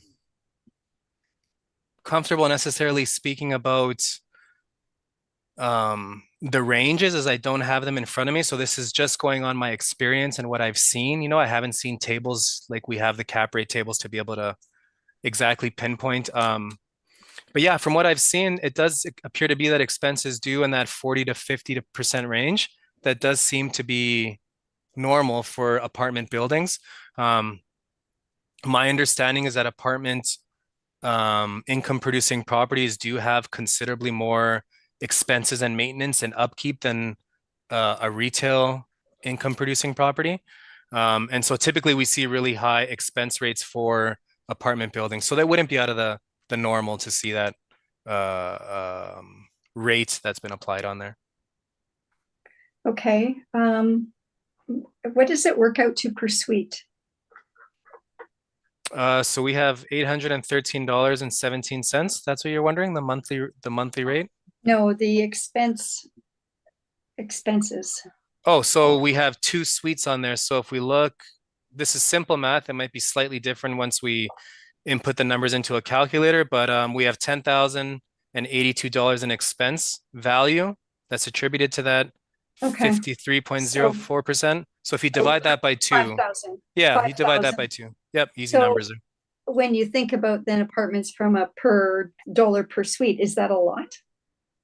I'm not sure, you know, I'm not Okay. sure. That's just on the Okay. experience that I have and what I've seen. It looks like the expense ratios appear to be within the range of what's being given, but Okay, no. I don't have an apartment myself, so I can't speak on Yeah. personal experience. Yeah, no, sorry. I just thought maybe you knew from your experience. Yeah.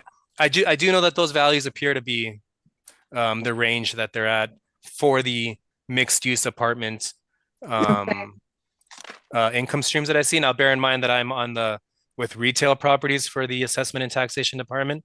So really the only time that these cap rates come into my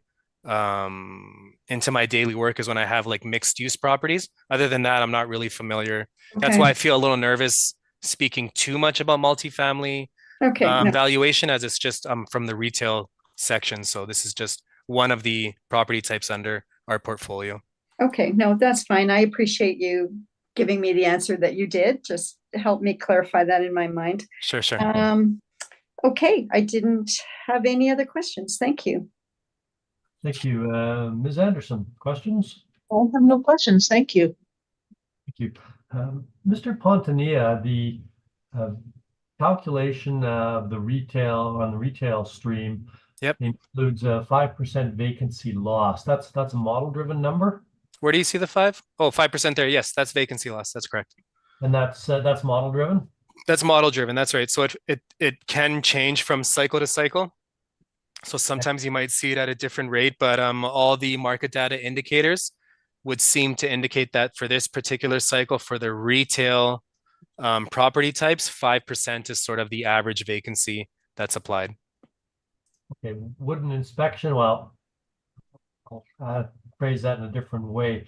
Some of the information that we've received today talks about or leads to an understanding that there might be 2 premises here, one which has been vacant for a period of time. Would that if that is input into the calculations, does that change the vacancy amount, or is that model versus actual, or what's Yep. the? So in that scenario, I would do a vacancy analysis. So I would take the amount of leasable space that's vacant. I would then calculate that out to the total leasable area that we have. And then from there, we do have some guidelines in place as to the length of the vacancy. It has to be chronic in nature. So vacancies in income producing properties aren't atypical. There's a reason why we have vacancy as an allowance on the income stream. It's to account for the times that income producing properties do have tenant turnover, which is normal, right? It's normal for income producing properties to sometimes have to have tenant turnover, have to attract new tenants and whatnot. So our guidelines do take into account that the vacancy needs to be chronic in nature, so it can't just be vacancy for a few months here or there. It has to be chronic, right? So the guidelines around chronic, those can be discussed and we can see it's not necessarily set in stone, but the chronic nature of the vacancy definitely has to be accounted for. But if it is chronic, then yes, we do have a system in place where I can then do a vacancy analysis and then based on the guidelines that we have with the department, apply a appropriate vacancy adjustment to the income stream. So there would be chance, there is some room to potentially make a value adjustment, but it's all based on me having to confirm that, right? So unfortunately, it's just with the timing of everything. And once the board gets going, we have tons of dockets that were assigned. And so then time becomes limited. So it's a little difficult to make it up. Understandable. And is it presumptuous of me to say that the discrepancy between the square footage would have about the same response, that when the property is inspected, the resolution of whether it's 1,416 square feet or 1,100 square feet will be resolved? Yes, it will. Yeah, we can resolve all that and clean up the records. It's just a matter of taking the time to do the proper inspection and then clean our records up. So Okay, thank you. I don't have anything further. Mr. Story, please. Yes. Thank you, Mr. Chair. Okay, 268 cash. I'm going to try and clear up some of the questions that were raised. I was there this past weekend. I can confirm to you in by visiting the property and by speaking to the property manager, it is absolutely two separate units, one of which has been chronically vacant. To answer your question about what would, or to elaborate on Mr. Fontanilla's point about chronic vacancy, I think typically we would say something like 3 or more years of persistent vacancy would be considered chronic. And I think, and I don't want to speak for the city, but I think that in the past, from what I recall, they would say 3 cycles of persistent vacancy would satisfy the criteria for chronic vacancy. So they'd be somewhere in the 5-year range, we'd be somewhere in the 3-year range. In this case, both sides should be satisfied with the vacancy in this property, and I'll go through that in a moment. And just as a point of interest, when you visit this property, the newest tenant is an owner, or sorry, a local cafe and bookshop. So a niche cafe and bookshop on the left side. In the middle of the building is the entrance with the stairwell that leads to the upstairs rental units. And then on the right side is the separate entrance for that vacant unit. It is not being used by the same tenant. It is indeed vacant. Okay, so I'm going to draw your attention, please, to well, okay, first of all, the Time Cafe and Bookstore, the very small unit, 650 feet, contract rent at 1938, presuming that has some tenant improvement worked in. That's a very high rent, but we've used it anyway, as we don't only use the contract rents when they are lower than the model. In this case, this will likely be higher than the model. And then we've applied a rent of $12.25 for the vacant unimproved space. So our market rent per annum calculates to $18,109. That's an overall blended rent of $16.46, which is on the higher side. If you look at our rent comps on page 12, they would indicate that something in the range of $13 or $14 would probably be more typical of market. However, we have used the actuals in this case. Vacancy allowance, again on page 12. You can see that in 2018, the building was completely vacant. The commercial tenants were vacant. In 2019, 2020, 2021, 2022, and now 23, the vacant is 40.91% vacant. That second unit has not been leased. So in terms of chronic vacancy, this property certainly satisfies that condition, and we've been mindful of that in our valuation. So if you follow me please to my page 14, you can see that we've adjusted that vacancy to 15%. We'll see chronic vacancy adjustments up to 20-25%, something in that range. I've used 15%. I think it's fair. I think it makes sense. I don't want to end up with a value that is not supported or realistic. So ultimately, that's discretionary. Someone could argue that value ought to be, that vacancy input ought to be 20 or 25%. I have been very conservative in my adjustment, and I've applied 15%. Shortfall expenses, those are not under, we're not contesting those inputs. We've used a cap rate of 8%. Once again, we have an older property. It has long-term vacancy issues. And that's another point that I want to make sure that if we were using a much higher vacancy rate, then we would likely adjust that cap rate. But I think in order to not double count or double account for the issues with this property, I think using a 15% vacancy allowance and a standard cap rate of 8% for a property of this vintage with some of these unique circumstances makes a great deal of sense. So ultimately, on the class code 60, our value calculates to $172,193. That's again illustrated for you on page 14. In terms of multifamily, we haven't spoken much about this today, but we do have good information on this property. The potential market rents, as submitted by the owner, are $23,302. I have a full stabilization for you on page 17. You can see that the vacancy in the apartment units fluctuates.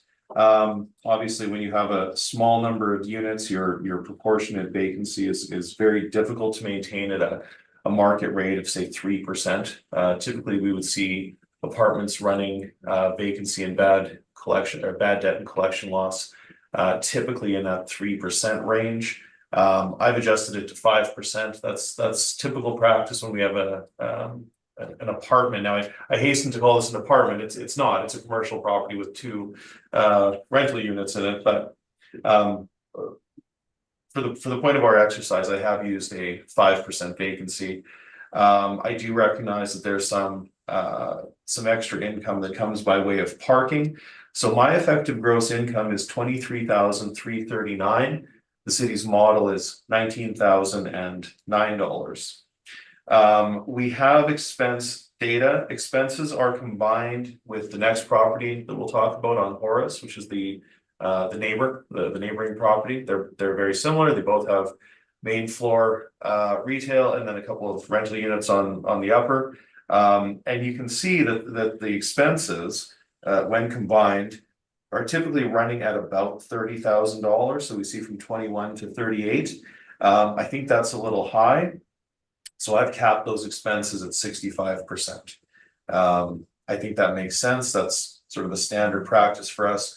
Now, I've initially used a cap rate of 6.5%, and that is well in line with the cap rate conclusions that have been provided to you in our standalone Altus multifamily cap rate study. Typically for buildings built before 1946, we would see cap rates, or we would assume that the cap rates ought to fall somewhere between 6.1 to 6.6. I have made an adjustment, and Ms. Nesbitt, you made a comment or you had a question about what does that work out to per door, and I think that my 126 per door is a little light, so I've adjusted my cap rate to 6%, and that is to not double account for the very high expenses that we've applied here. So ultimately, I'm coming to a value of $136,000 thousand. And of course, that's on a per door basis, that's 68,000 per door. And that's well in line with some of the recommendations that we've taken today from the assessor in terms of assessments for these atypical rental units on a per door basis. So I'm comfortable with that. So with that being said, our value is calculated to be, sorry, let me work this through, 172 on the class code 60, plus 137 on the apartments, gives us a final value of $309,000 rounded. So we do respectfully submit that that value be applied today. In terms of the balance of the brief, we have the building details. You can see that we have a building that's wood frame, built in 1926. We talked about the income and expense, and I have some photos. One of these is actually from the Winnipeg Free Press. You can't, well, actually, no. Okay, so on page 26, you can see the door to the tenanted bookstore and coffee shop. That's on the left. Then there's looks to be like a beam, so to speak, and then there's another door with stairs that go upward. That is the demising area between the two rental units. You can also see the two mailboxes very clearly there, and that is for the upper level tenants. So I think I will leave it there, and happy to take your questions, and I thank you. Thank you, Mr. Pontanilla. Questions? No, I have no questions. Thank you. Ms. Anderson, questions? Thank you, no. Ms. Nesbitt, questions?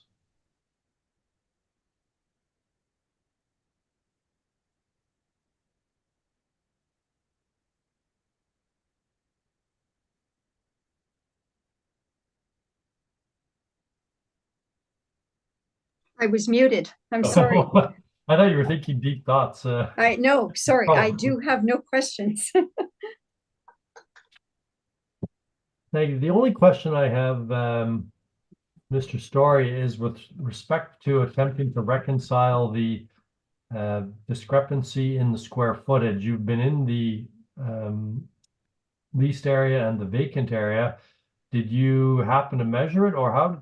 No, it hasn't been measured, and I think that we probably should have a walk through this building and see if it's now. What I would suggest, though, Mr. Chair, is that I don't think it's likely that the owner would understate the availability of leasable area. That wouldn't make a lot of sense. And sometimes with these older buildings, the records are 100 years old at this point. So we do defer to the leasable area, but I think it would be good to walk through and get some absolute clarity as to why there is a discrepancy between our records and the city. So it's a good suggestion. We'll certainly take that back and talk about it. Okay. Thank you. I don't have anything further. Mr. Pontanilla, any summary? No summary. Thank you. Mr. Story? No, I think we've said it all on this one, sir. I think I'm good. Thank you. Okay, we'll conclude that matter then. And before we move on to the next matter, anyone like to take 5 minutes? Okay, I see some head nods. So what we'll do is we'll take 5 minutes. It's 2:59 now. Well, let's take a whole 6 minutes. Come back about 3:05. Perfect. Thank you. See you then. Thank you. I'd like to call this meeting back to order, please. And if we can turn our attention to number 5 on the docket. That being the street address of 130 Horace. And Mr. Pontanilla, can you, when you get to the file, can you please introduce the property and provide your evidence? I can. So up next, we have file 24-1929. The roll number is 0609-092-6000. The civic address is 130 Horace Street. And this property is a CMCMU, so we have 2 components on the valuation stream. Under the 60 commercial stream, we have one value at $660,000. And under the residential 10 component, we have $93,000 for a total value, assessed value of $753,000. The parcel use code is labeled CMCMU. We have two buildings on the building record, 4 premises on the income stream, 1 to 2 story building. We do have an actual year built of 1940 and 1946. And then we have an effective year built of 1960. The wall height is 11 to 12 feet. The site area is 6,213 square feet. And the gross floor area is 6,672 square feet with the leasable area at 4,600 square feet.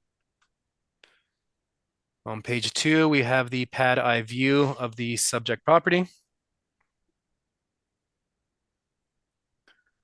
On page 3, we do have a overhead pictometry view of the subject property. And it is actually the neighbor to the property that we had just spoken about on Taché there. Following that, on page 4, we have the north-facing view and the west-facing view of the subject property. And then on page 5, we do have the Google Street View from the 2023 map overlay images of the subject property. We have received a request for income and expense information. And we do have 2 sales for the subject property. One is older and there's no weight on it as it doesn't appear to be an arm's length sale. But we do have another sale a year later for $386,000 in 2007. For the market data, I've once again included the mixed use properties from Taché Avenue from the CMCMU there. And then I have also included rent comparables from the market region 1, the same as the subject property. The effective year built no newer than 1999, and these are all C2 market leasable rental rates here that we have. And we do have a range from $14 or $13 at the lower end to $18.59 at the higher end. For the multifamily apartment rent comparables, we do have all the market data from the same NCA as the subject property, so they should all be right within the neighborhood there. And we do have the monthly rent for the subject property at $1,001.96. And then if you look at the range of comparable properties that I have, we do have a range from $840 to $1,255. And it actually looks like my comp 4 didn't generate a monthly rent, so we can just negate that one there, comp number 4.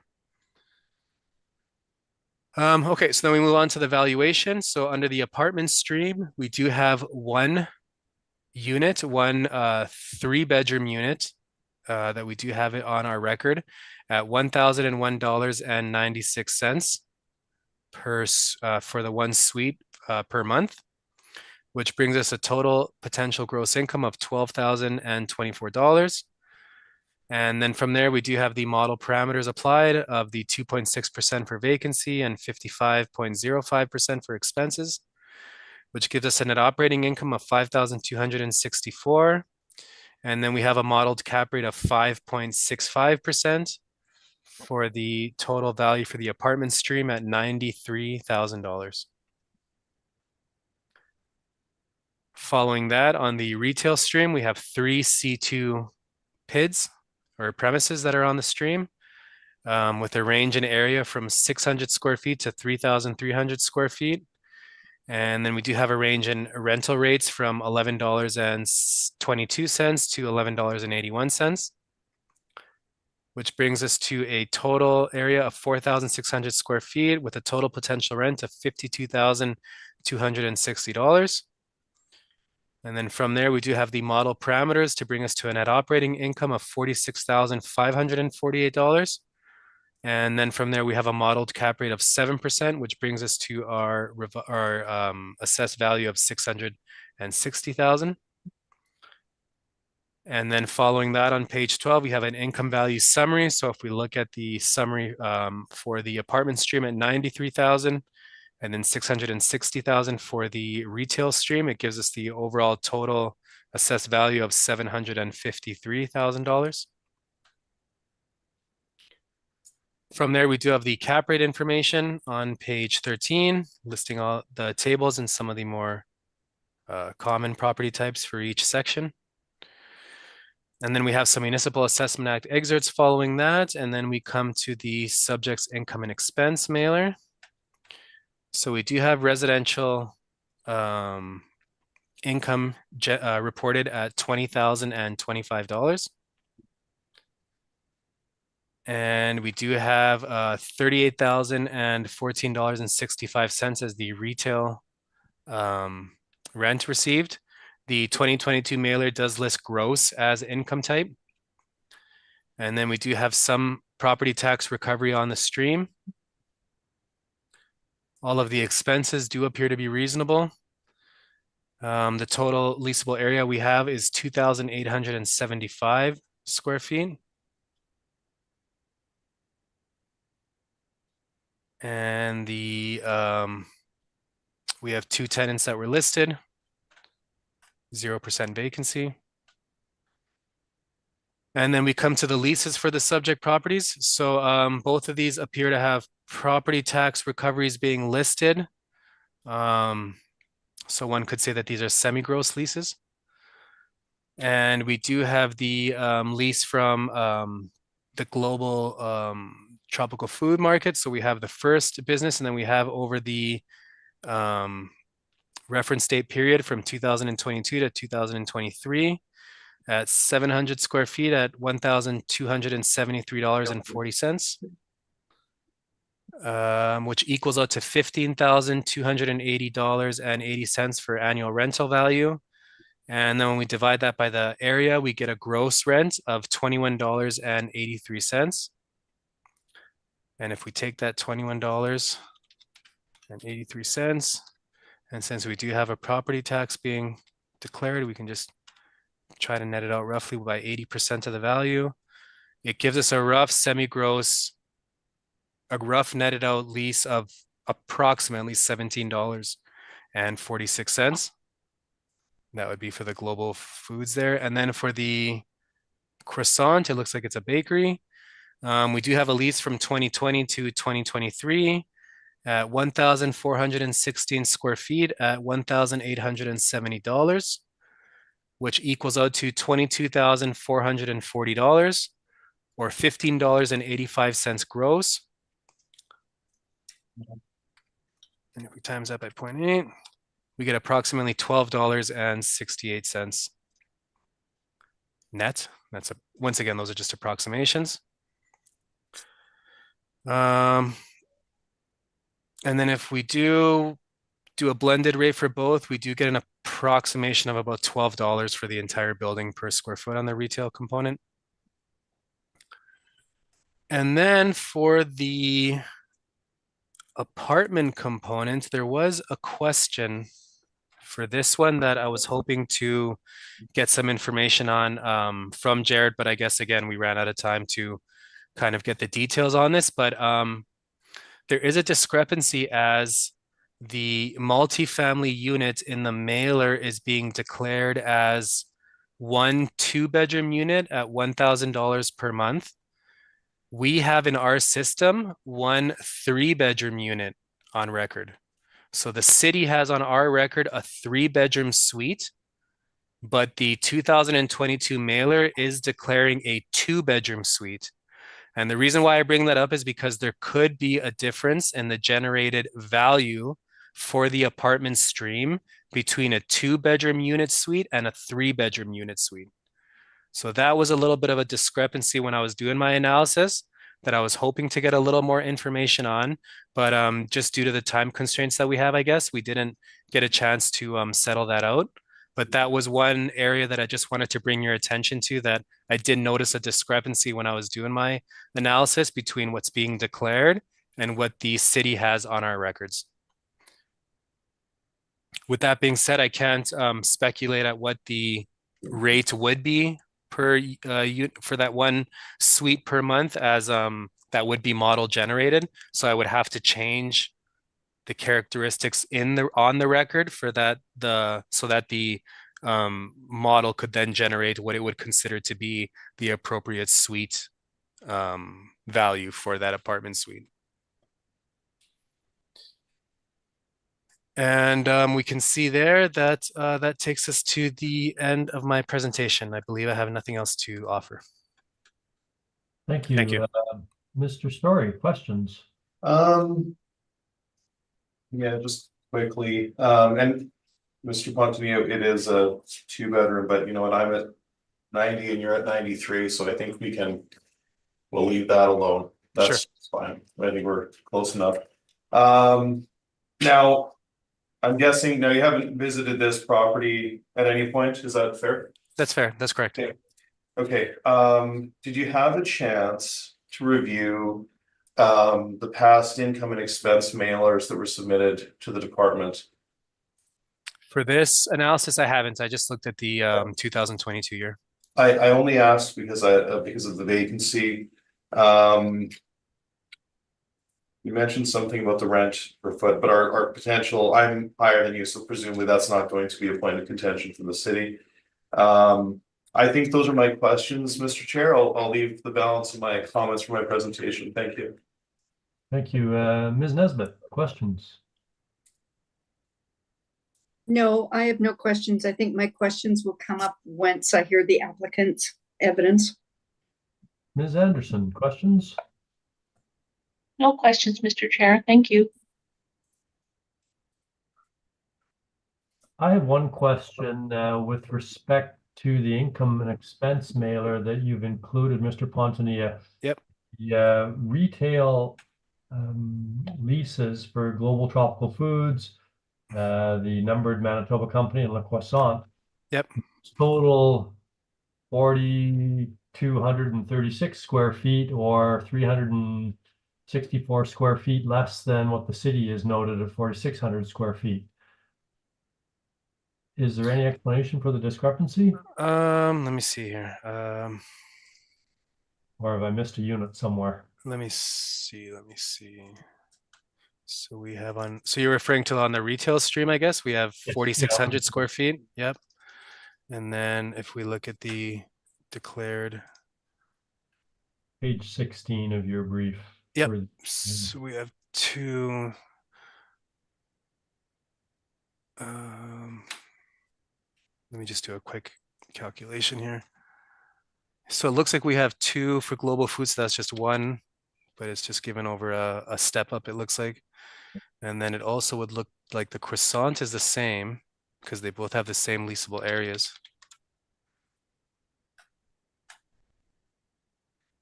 That's a good question, you know. It's I wonder if maybe I'm probably going to ask Mr. Story that too. Jared could elaborate, because now we also have, see, there's a difference too, because if we look on the mailer's first page, we have 2,875 square feet given as total leasable area.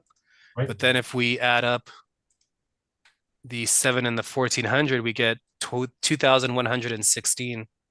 So 2,116 on the leasable page. And then on the first page, we have 2,875. And then on ours, we have 3 C2s for 4,600 square feet. Yeah, so there could be a discrepancy there. That's a astute eye. Okay, well, I don't have any other questions. Thank you. Mr. Story, please. Yes, thank you, sir.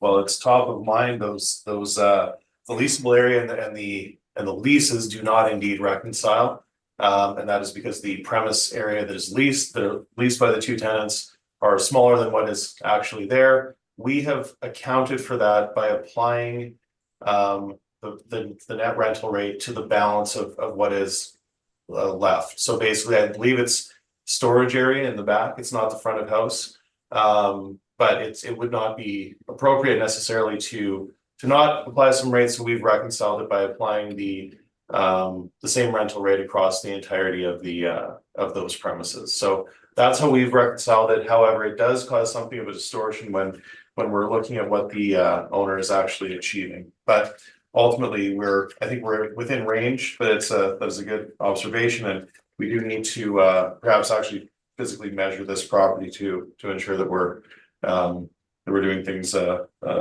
accordingly or properly. So I mentioned that we are using that 4,600 feet. We have reconciled it by taking that, call it 2,500 feet of vacant space and applying the rent that is appropriate based on the main lesser. So in this case, we have a global tropical food market, which is something of a corner store, let's say, and then a sit-down bakery restaurant.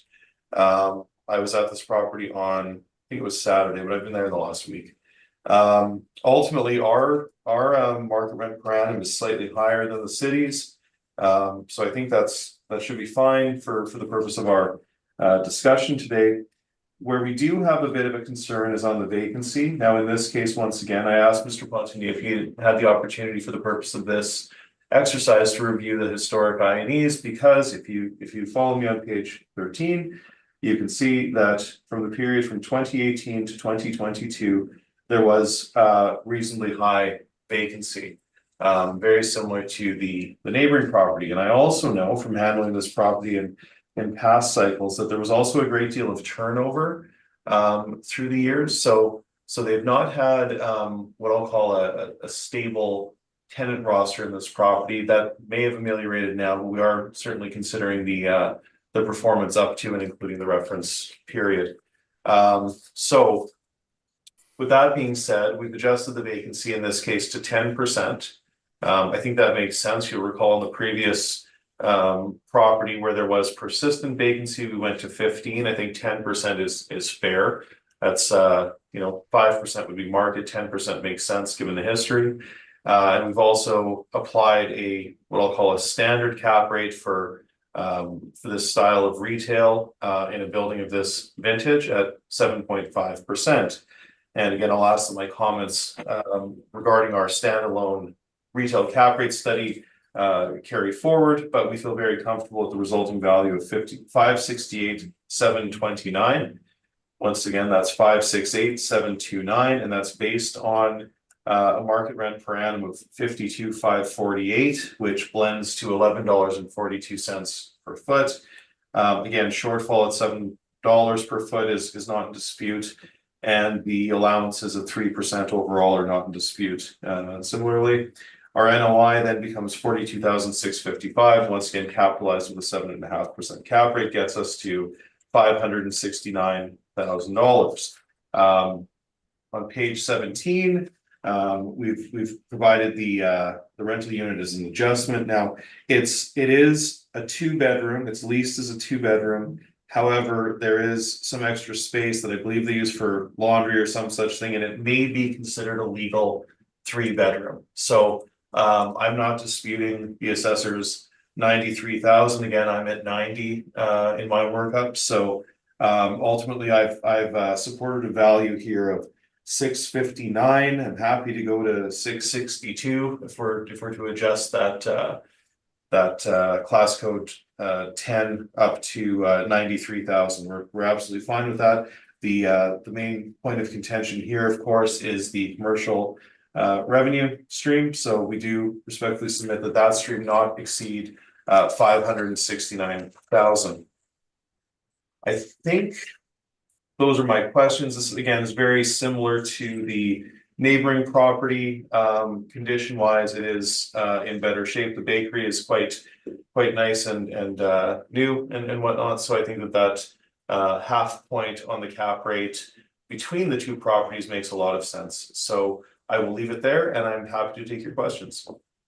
Thank you. Mr. Pontigny, questions? I'm okay on questions. Thank you. And Ms. Anderson? Questions? No, thank you. Ms. Nesbitt, questions? Yeah, I have a question, Mr. Story. And again, could you please explain the vacancy rate? So in I hate to go back to the previous property, but I am. Mm-hmm. It was considered chronic 4 years. Now I see that it was at a 40% vacant. This one over 4 years is 26.4% vacant. Is that the reason why you chose a 10% vacancy versus 15, or am I missing something? No, that's precisely correct. And the other consideration is that we are now, as of today, we are fully tenanted in the subject property. So we have 2 tenants in 2 units. The vacancy persists in the previous property. So we have a history of vacancy in the subject property, and we have a history of turnover. So I believe that if we were to view this property from a market perspective, that we would apply a higher allowance for vacancy given its performance. We've not captured that in the cap rate. We've used the standard cap rate, but I believe that 5% for vacancy for this property, given its history, is too low. And the reason for the difference between Taché and Horace is that on Taché, that chronic vacancy persists to this day. Okay. Okay, and you indicated that the cap rate of 7.5 is a standard cap rate for this type of retail and the vintage of the property. That, did I capture that correctly? Precisely. Okay. When you say this style of retail, what are you referring to? Yeah, so I would suggest that we have a mixed quality in this property. So the tropical market is what you would expect for an older neighborhood corner store. It's not covenanted by a large company. Let's call it a mom and pop operation, for lack of a better term. And then we have a bakery. Now that bakery is much higher quality than the tropical market. It's very nice. But it's also not a chain or some sort of larger group. That would also be a number manageable company. So given the age of the property, given the location is good, I don't have an issue there. But given the fact that we have a mixed quality building with what I'll say are weak covenants, and given the age, I think that 7.5 makes sense. Okay, thank you very much. I have no additional questions. Thank you, and I have no questions. Mr. Pontanilla, summary?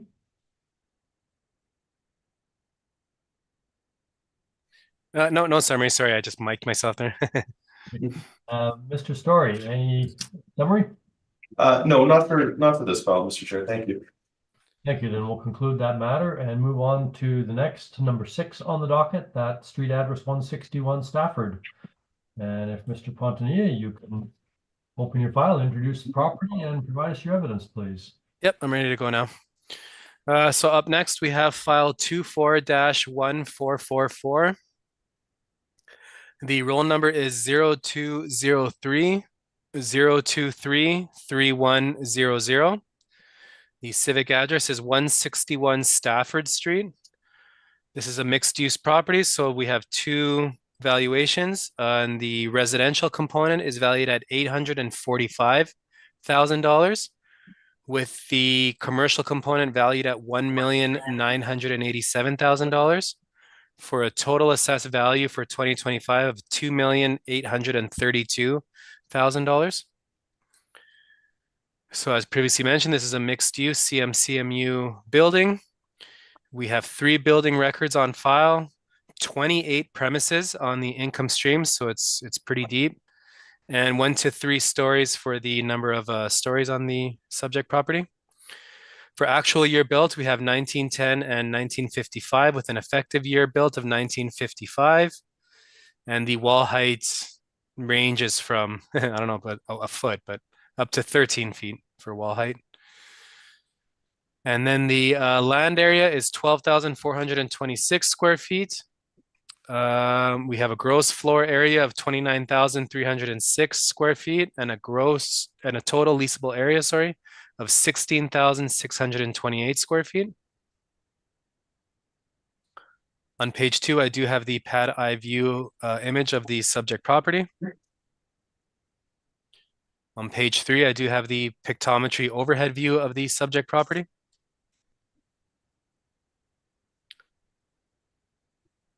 And then on page 4, I do have a north-facing view and a west-facing view of the subject property. So we can see its orientation. It's on the corner of Stafford Street and Grosvenor Avenue. And then we do have the Google Street View images from the 2023 map overlay, which shows the subject property. both on page 5. And then following on page 6. And the last image on page 6 of the back of the building shows where the apartment units are, I believe. Some access to the apartment units. We have received a request for income and expense information, so we're okay there. And then we do have a sale on the subject property. So this sale is from January 4th, 2019, and it was sold for $2,602,000. So a $2.6 million sale. And I did look at that sale, and it was verified and included for analysis. So it was deemed to be an arm's length sale that was bona fide. Following that, on page 8, I do have the market data information for the market comparables.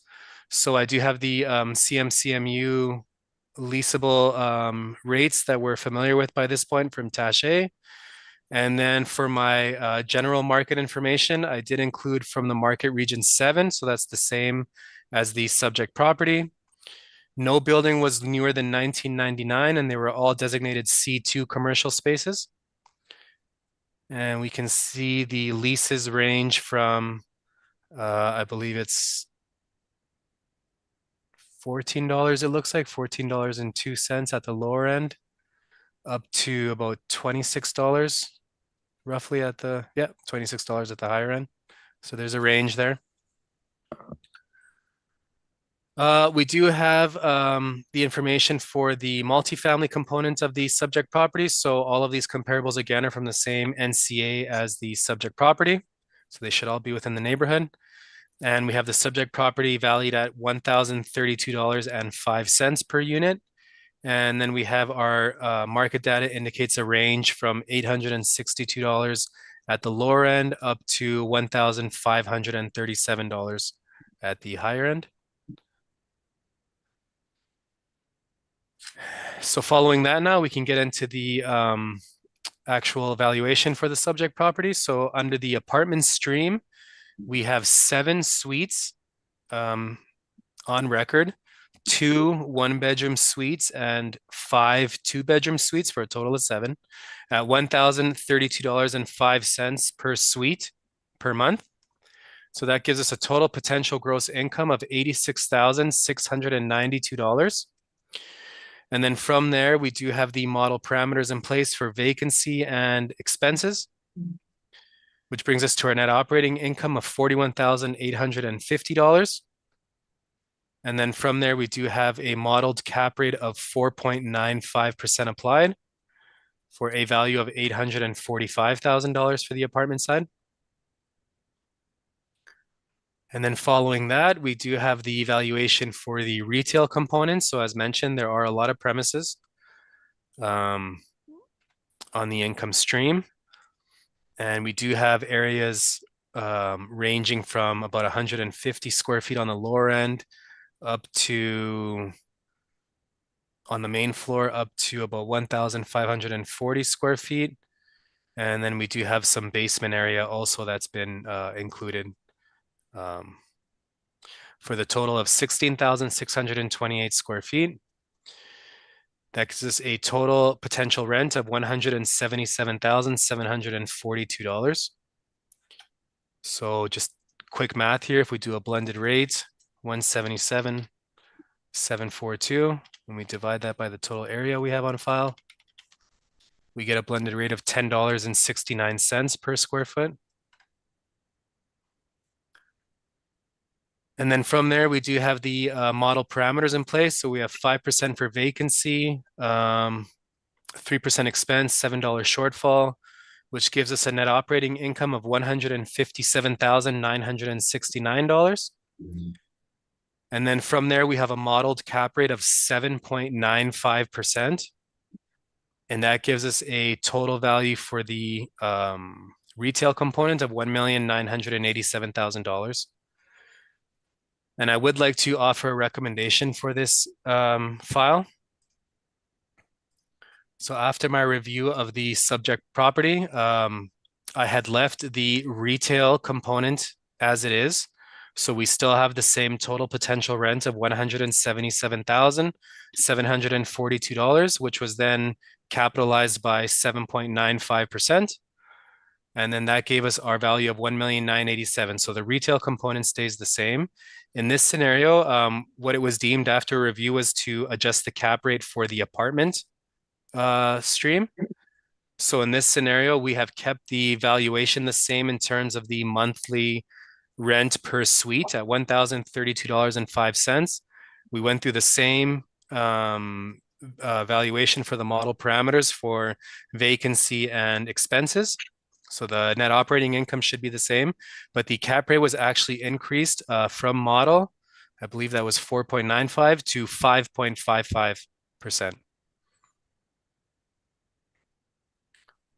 And when you apply the 5.55% to the apartment stream, we get a revised value for the apartment stream of $754,000, $754,000.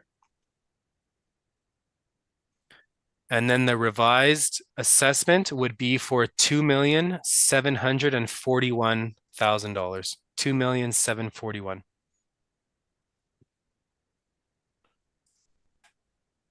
And then from there, we have the income value summary, but that would have been for the old value. So that's not the revised value that's being shown. And simple numbers, that 1,987,000 stays the same. The only thing that changes was the apartment stream down to 754. I don't know if you guys want to pencil that in or not to make it easy for you, but then that revised value is 2,741,000. It should be for total market value there. And then from there, we do have our cap rate table, which gives us some information. And then we have our Municipal Assessment Act excerpts, which gives us some more information to digest.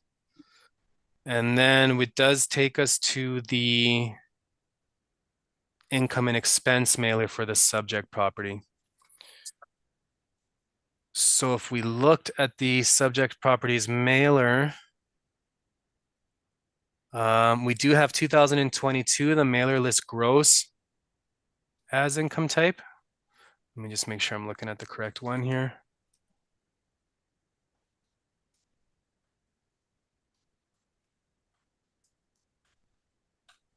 Is there a first page? Okay, so I guess I'm going off what we had for the mailer here. Yeah, so the commercial base rent is $287,370.61. We do have 11,539 total square feet.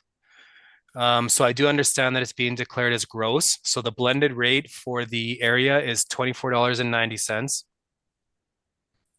So we do have a approximate rate. This is just an approximation of the netted out rate, which would be about $16. I have $16.19 a square foot. So it'd be roughly about 16 bucks. And then we have the expenses, which appear reasonable. We do have 7 units listed for the apartment side for 2022. And the residential rent is listed as $82,638. So $82,638. Yep, and then from there, we do have all the tenants that are listed, but it came in a little fragmented, so it was a little difficult to sort of try to see the details of that list, but we do have some information there for what it's worth. And I believe that's the end of my presentation, so I believe that's everything. Thank you, Mr. Fontanier. Mr. Story, questions?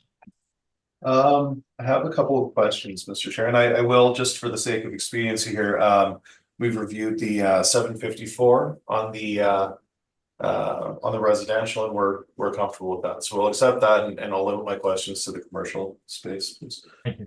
Mr. Fontanier, on your page 1, I'm seeing the actual year built is 1910-1955. Can you tell me which portion of this building was built in 1955? You know, Jared, I don't have that information at the moment in front of me. No, I asked because we can look at it in mind, but the building details show like 1 foot, and I don't know exactly what that is. But is it safe to say that this building is indeed, I mean, ultimately it's built in 1910? Yep, it's an older building for sure. And are you aware that there's a heritage designation on this building? I'm not aware of that actually. Okay, and does the model consider, does the model consider the heritage designation as a property influence when developing the modeled assessment for the property? I would say definitely not for the rents. The rents would just be inputs from market data. I'm not really sure about the cap rate, to be honest. That would be speculation, but I would say for rents that no, it wouldn't have an effect on rents. Okay, and can we agree that you mentioned quite rightly that the rent roll is pretty deep on this one, but this is a unique property, would you agree, in that many of the premises are very, very small? I would agree. Yep, that's correct. Okay, and then, so then if we look at, and then also you mentioned this sale, and no problem there, but that sale happened right before COVID, correct? Correct. Okay, do you think that if it happened after COVID, that might affect some of the assumptions going forward for a purchaser in retail? It wouldn't be unreasonable to think that. Okay, that's fair. Now, your rent comps outside of the Taché set, are these all main floor retail? So it looks like 539 Osborne. You know, that's a good question, Jared. I don't want to speculate and say the wrong thing here, so I'll say that I think they're all main floor, but there might be some that aren't. Like if we look at some of them, like the two bottom 121 Osborne streets, I believe those are second floor. We have 201A, 202 as the unit numbers. Right. So anything that has a 2 after it, I want to say that could be. But with that being said, like for example, we have 539 Osborne 1 and 2. That could be a split building as well. So it's a little hard to speculate exactly on which ones are second floor. Yeah, okay. Okay, I'll leave that there. Now I looked at one of the issues we're gonna face here is that you've got about 5,000 more square feet of leasable area than we do. Yep. Did you try to reconcile the leasable area with the rent roll as provided? I did. So what the only thing that I could figure out was that so we have an area discrepancy here, the 11,539 square feet. That's what's being declared as actual versus model of 16,628 square feet. Mhm. It looks to be that the discrepancy is coming from the 08 basement premises that we have. When you remove the 08 basement premises, the area actually drops on our side to 10,731 square feet. So we actually go below what's being declared when you remove the basement premises. Okay, and to be clear though, the basement, based on the rent roll, you've applied a nominal rent again. I think I mentioned this in one of the first ones we looked at, but you've applied 169 and 163. But to be fair, nobody is actually renting space in the basement, correct? Without an inspection, I can't say for sure, but I'll defer to your opinion on it. I don't see them as C9 leasable basement areas, so nothing indicates that it would be leasable basement space. Okay. Yeah, no, I think those are my questions, Mr. Chair. Thank you, Mr. Pavner. So I do have a little more to add too. When you were asking the question about the basement rates, so I did some work on how the model looked with and without the basements, and it's interesting that so if we look at the total income from 2022 that's being declared, we have 287,370. If we divide that by, so there's it's kind of some mathing. It's just a little interesting for me. I don't know if the board will find it interesting, but if you actually add the 08 areas that we have on file and you use the area that was declared, it gives us a total revised area of 17,436 square feet as opposed to our 16,628. If you then take that 17,736 and you apply that to the area that's being declared, we get a gross rate of about $16.48 gross, which approximately nets out to $10.71 per square foot. That's using our leasable or our basement area, just adding it back in to what was declared and then doing a rough calculation to net out the rental rates. I found it interesting that if you do the same calculations to our modeled rental rates, the blended rate the model's producing is $10.69. So $10.71 was the math that I got from the actuals. $10.69 is the blended rate that the model is generating. So I just wanted to put that out there Mr. that Plum, can I ask you something? You've it's- mentioned it a few times and I haven't asked you the question, but when you're saying that you're netting out those gross rents Yep. on the fly like that, how are you possibly So doing what I do is I take roughly so if we have a gross lease, if we have a gross rental rate that's given, and these are just rough numbers because we're working quickly when we're at the hearing, we have to sort of have an approximation. So it's not an actual expense analysis. I understand that. Okay. But roughly 35% of the rental rate when it's gross, I net that 35% out, and the 65% that's left over, that's allocated as a net rental rate. So what I'm doing is I'm taking the gross rate, I'm multiplying that by 65%, and that 65% is then what gives me the approximate net rate. And the reason why I use 65% is because I use 15% goes to CAM recoveries. So maintenance recoveries, like common area maintenance recoveries. 15% will go to property tax recoveries, and 5% goes to admin recoveries. Okay, but that will differ from property to property, correct? Of course it will, yeah, but it's just an approximation to get a rough idea of what the net rental rates will be when we have gross rates that are declared. Okay. Yeah, I was just interested in that calculation, but okay. Thanks. You're welcome. Thank you. Ms. Anderson, have you any questions?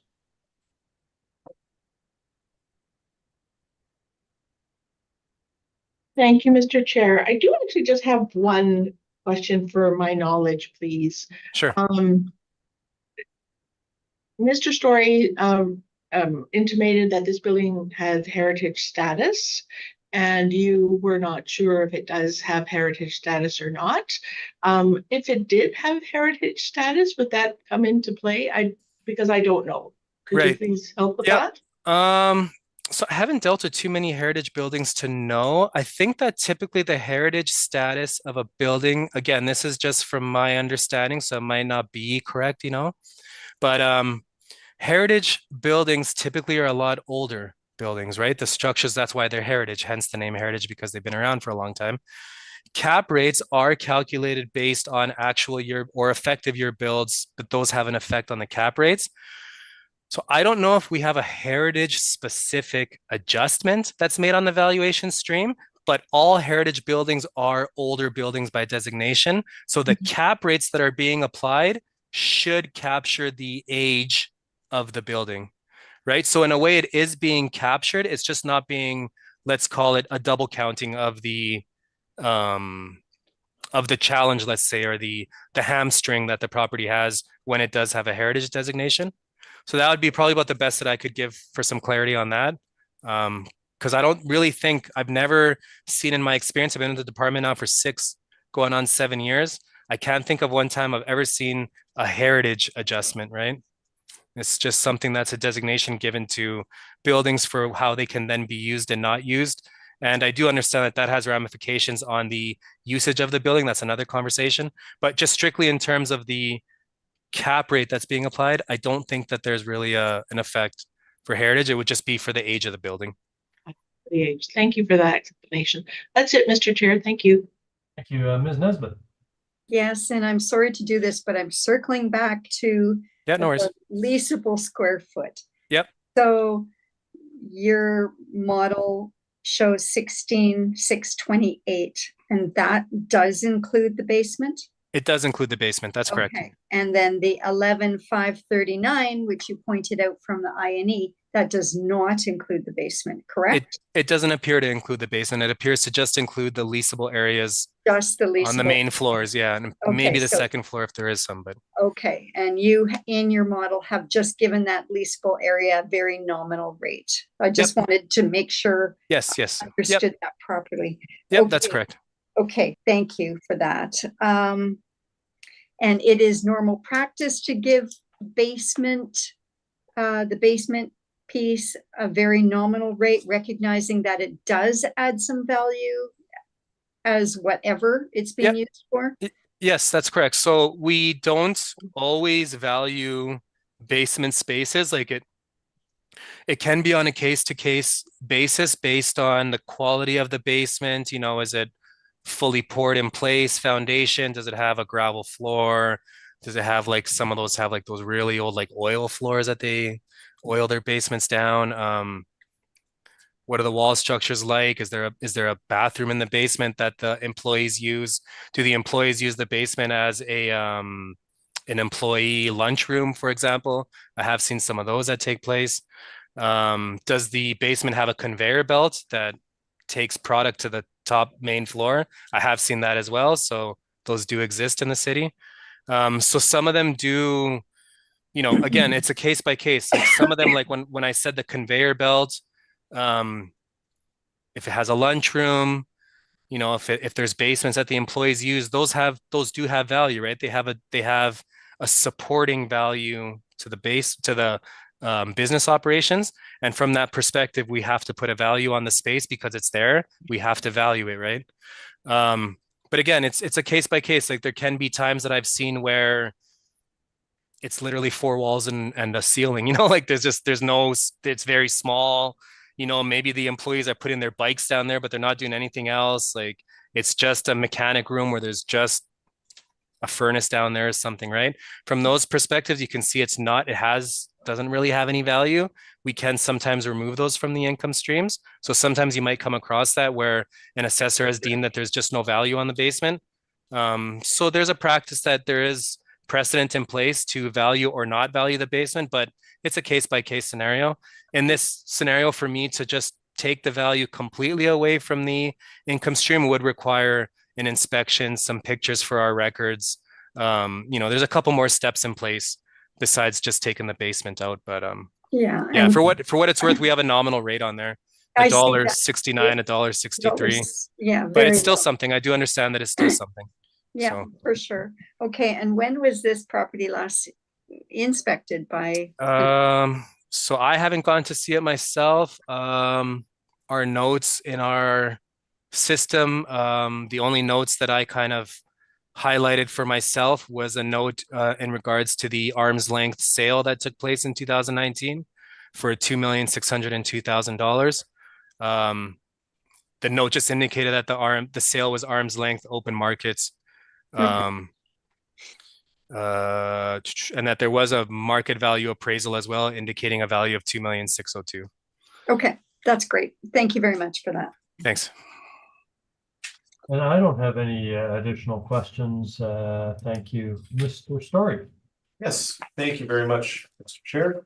Okay, so once again, we are here at 161 Stafford. The property does indeed have a heritage designation. Now, in terms of heritage, Mr. Fontaine is quite correct. Typically, these are older buildings. Clearly have some historic significance to our city. Now, I suppose the points that we're getting at in terms of why there ought to be a heritage adjustment, and having worked with many heritage buildings over the years, the heritage designation amounts to a caveat on title. That caveat on title dictates that any work that is permitted, that is to be done to that building, has to go through a separate permitting process. So there have typically been 3 different funds of which owners of heritage properties can typically avail themselves. 2 of the 3 are completely subscribed. That's the Heritage Tax Credit program, as well as the Gail Hammerquist program. They have been fully subscribed for many years. So effectively, there's no funds to help owners of these properties subtend them and maintain them.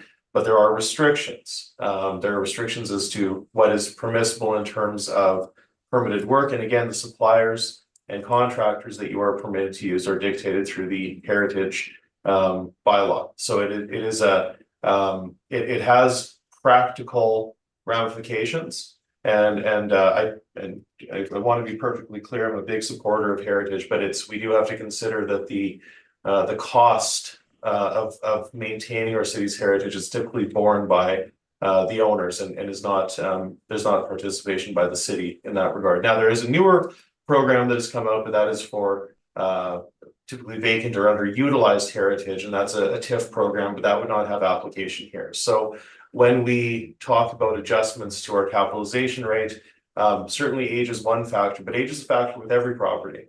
The heritage designation is based solely on the fact that there's a caveat on title that and Mr. Pontier quite rightly used the word hamstrings, and it can hamstring owners with what they're able to do and the costs of what can be done.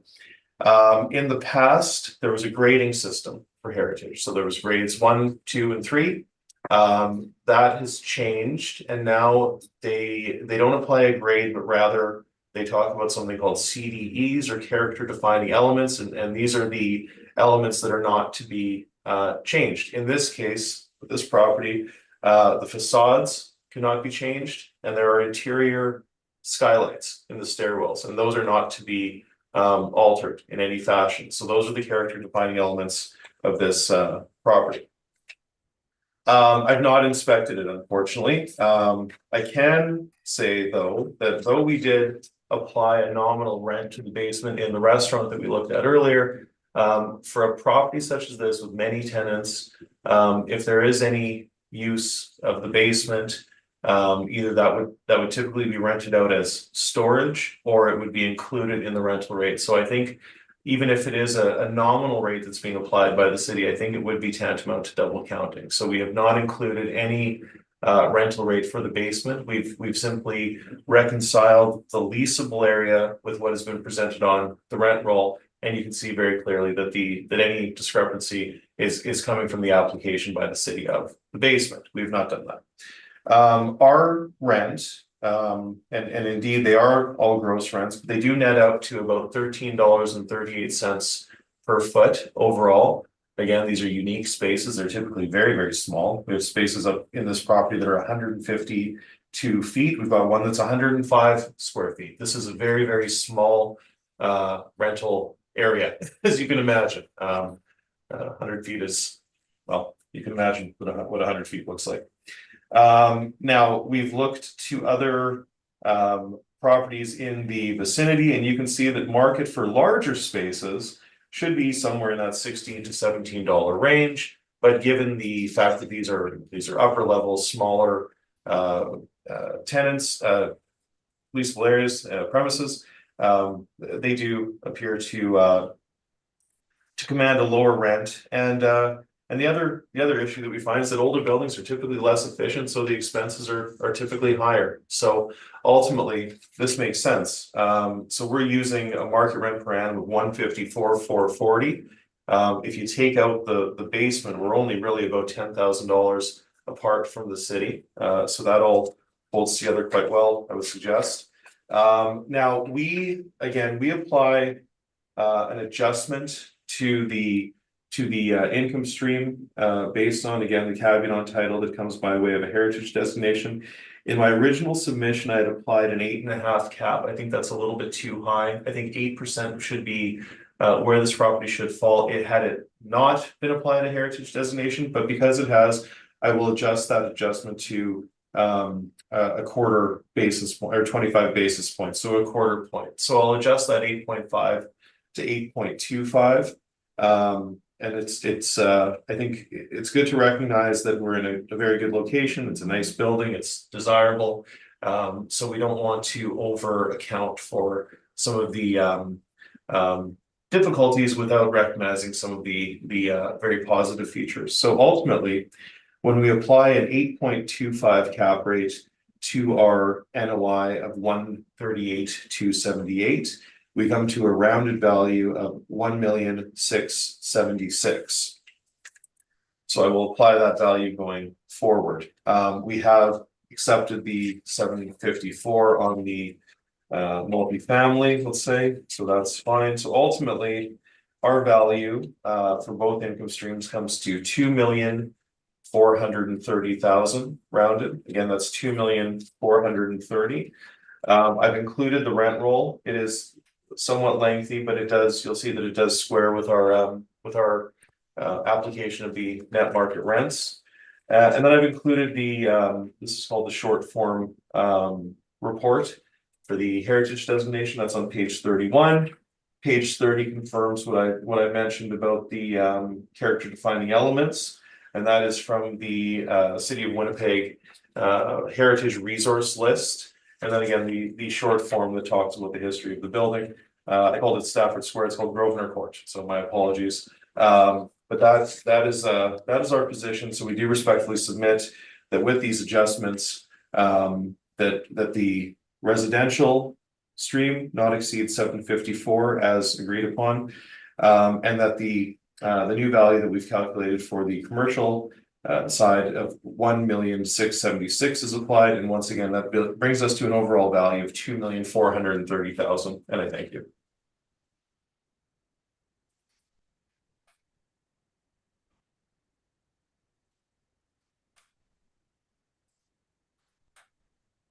I think everyone's on mute. Sorry, Mr. Pontigny, questions? No questions, thank you. Ms. Nesbitt, questions? No, I have no questions. Thank you. Ms. Anderson? 3 for 3, no questions. And I don't have any questions. Mr. Pontigny, summary? No summary, I'm okay, thank you. Okay, Mr. Story? No, I think we've covered it all, Mr. Chair. I'm good, thank you. Thank you. Then we'll conclude that matter and turn to number 7 on the docket, street address 2037 Portage Avenue. When you're ready, Mr. Pontigny, can you present your brief, please? Okay. Oh, you know what? I opened up the wrong. Give me one more second. And we should be ready to go now. Okay, so up next we have file 24-2183. The roll number is 0705-162-8000. The 2025 assessment has gone out in 2 components as it's another CMCMU property. So we have for the 60 commercial component an assessed value of $542,000.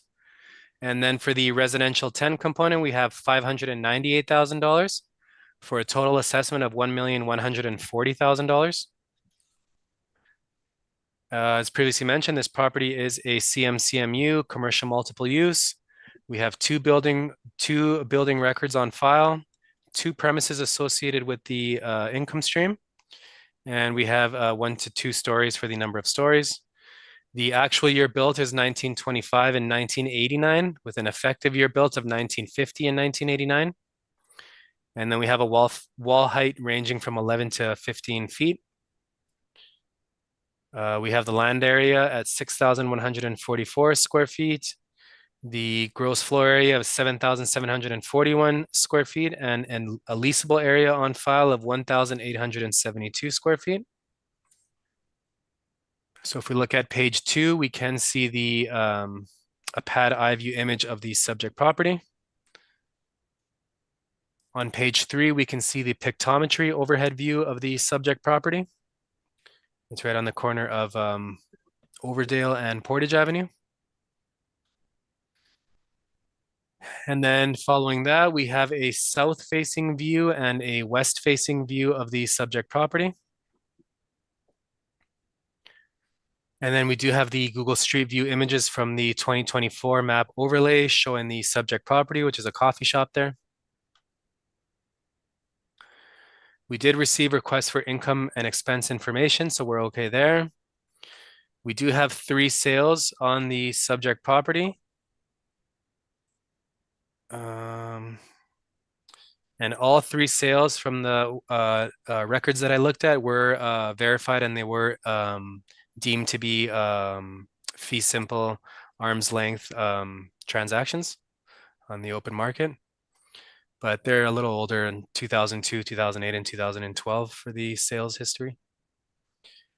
Following that, on page 7, I do have the same rent comparables from Tashi Avenue that we're familiar with now. And then I've also included some leasable information for some leases within the same market region. So we have market region 6 leases. We have buildings no newer than 2020. And I did choose C4 for this designation to show some restaurant streams, and also because we have C4 designated for the subject property in this scenario. We have the coffee shop listed as a C4. So these are all C4 leases as well, and they do have rents ranging from $17.50 at the lower end to $23.50 at the higher end. For multifamily rent comparables, I did include all the market data information from the same NCA as the subject property. So we can see our subject property was valued at $1,150.62. And then we do have a range on the market data used from $831 to $1,192.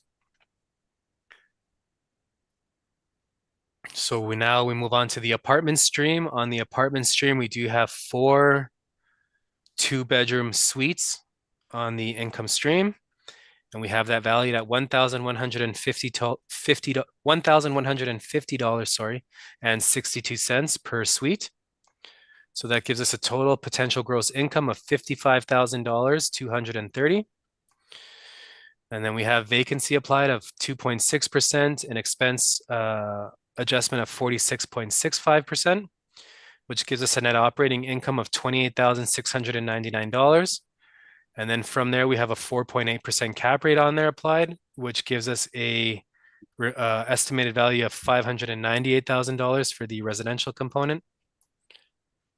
And then for the commercial component, we have one C4 standard restaurant on the stream at 1,872 square feet. And then we have that at $19.08 per square foot. That gives us a total potential rent of $35,718. And then from there, we do have model parameters of 5% for vacancy, 3% for expenses, and $7 for a shortfall rate, which gives us a net operating income of $32,259.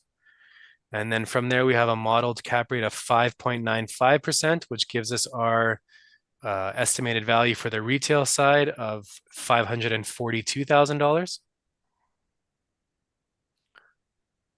And then when you look at the income value summary, you can see both streams, 598 for the apartment stream, 542 for the retail component, for a total assessment of $1,140,000. Following that, we do have the information on our cap rates provided by the city, and then we also have municipal assessment ad excerpts provided for some extra information. And then we come down to the 2022 mailer. So for the 2022 mailer, we do have net listed as the income type. It was checked off. We do have $65,556 for the apartment income that was declared. And then we have $40,824 for the rental income that was declared. We do have CAM recoveries listed, but no other recoveries are being shown. The expenses appear reasonable on the income and expense mailer, and we have one tenant, so we have 0% vacancy. It is interesting to note that on the mailer itself, it does list some vacancy loss. So I was a little confused at the vacancy loss that was being declared, as we have had the same tenant in the retail space all this time. Perhaps it could be referring to maybe one of the tenants in the suites, one of the apartment units. Although that is on a separate form, but nonetheless, maybe that's what they could be alluding to there. And we do have some capital costs for 2022 as well. And then we do have the lease given for Joe Black. So we do have all 3 recoveries listed. So this does look to be a net rate that's being declared. And so we do have 1,872 square feet at $3,528 a month, which brings us to a total annual rental value of $42,336. And when you do the math on that, divide that by the total area, it does look to be a net rental rate of $22.62. So $22.62, and then we had on the model $19.08. That was model generated. And then from there, we do then go to the multifamily questionnaire. And we can see there that they do declare 4 2-bedroom suites at $1984.75. as the monthly rent. And that is in contrast to our monthly rent of $1150.62 that the model had generated. And then that takes me to the end of my presentation on this file. Thank you. Thank you. Mr. Story, questions? Yes, I do. I have a few questions. This is going to come down to cap rate on both income streams generally. So, Mr. Pontinia, let's start on the retail side. Now, this is now the model has classified this as a standard restaurant, correct? That's correct. Now, I've seen it in the past where there's a class code or whatever called non-chain. Is that correct? That would be correct. Yep, it's not a chain Okay. designation. So is this and this is all model, correct? All model. Yep, that's correct. Okay.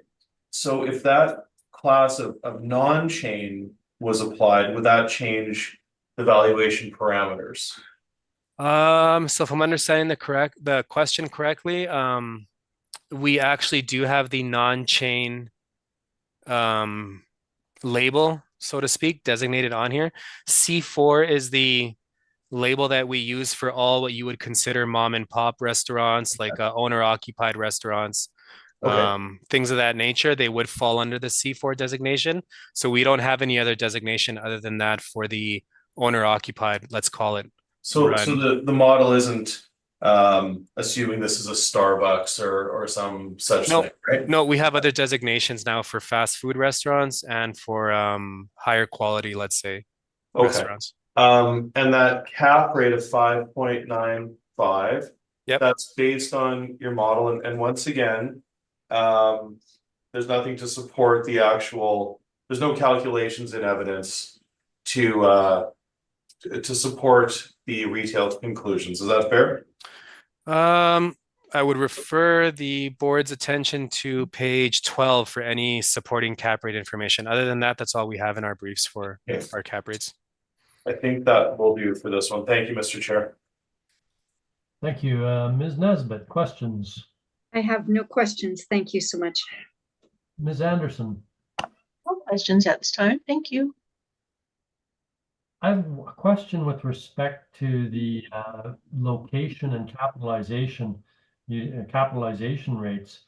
Does a premier location, will it affect capitalization rates? It can, yep. The location of a property will have an effect on the capitalization rates.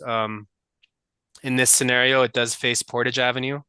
It's right across the street from Assiniboine Park.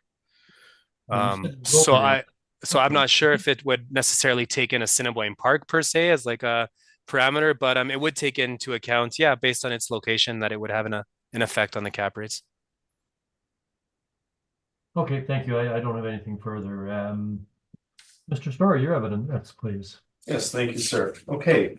All right, so here we are at 2037. This is in the Deer Lodge area, corner of Overdale and Portage, right down from Sergeant Sunday. That's general location. No problem with location here. We have a sort of an odd configuration where we don't have rental units above retail, but rather we have a retail property, the Joe Black's Coffee, which fronts onto Portage. And right behind it, we have a little 4-unit apartment block built in the 1920s. So markedly different from a number of the properties that we've looked at today. We have used the Joe Black lease. I think it is probably fair to say that it's slightly above market. That shouldn't be in question. The assessor has used the lower potential net market income. We've used the actual, but we've supported or I can support that comment by showing you a raft of rents on my page 13 that show you that rent should probably be $17, $18, something like that. However, we've applied the rent in place. Vacancy is not in dispute, shortfall is not in dispute, and our expense allowances are not in dispute. However, the cap rate, once again, we have provided you with the cap rate study where we've suggested to you that standard quality retail should fall between 7 and 7.5. So in this case, we've used 7%. That makes sense. This is the building is from the 1980s. It is an operator who's been there for some time, but again, it's not coveted by Starbucks or some larger chain. And we have used that higher rent. So ultimately our value makes sense when we consider those factors. Our cap rate once again is 7%, which leads us to an indicated market value at the reference date for the commercial income stream of $484,000. Moving on very quickly to the multifamily. Now I did miss this in my review, but we've accepted the 2.6 vacancy. I think that's far too low for 4 units. Obviously, mathematically, if you have 1 unit vacant, you have a 25% vacancy problem, but we've applied the 2.6 here. We've used the actuals as reported, and we've applied a cap rate of 6%, and that is largely due to the fact that this is a property from 1925. We have no issue with the with quality, location, any such thing. We do note that there are no typical amenities that we probably expect in a newer build. But we're saying that the durability and the quality of income is good. The condition is good. The parking is, it says none, but there is actually parking on the side. So there is some parking, but there are only 4 suites. Now, we are of the opinion that when you have a lower suite count, that is tantamount to more risk. As I mentioned, you have the proportionate vacancy issue.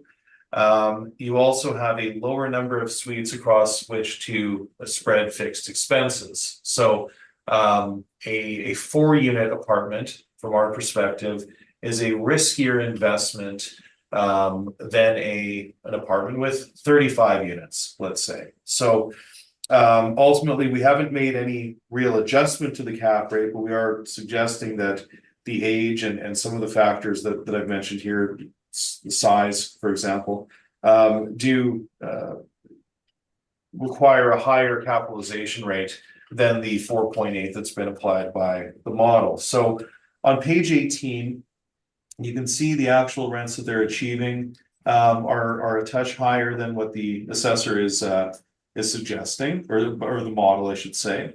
You can also see, I was mentioning this issue of proportionate vacancy. In 2020, they have a vacancy of 30.5%. In a regular or more typical apartment building, that would be catastrophic.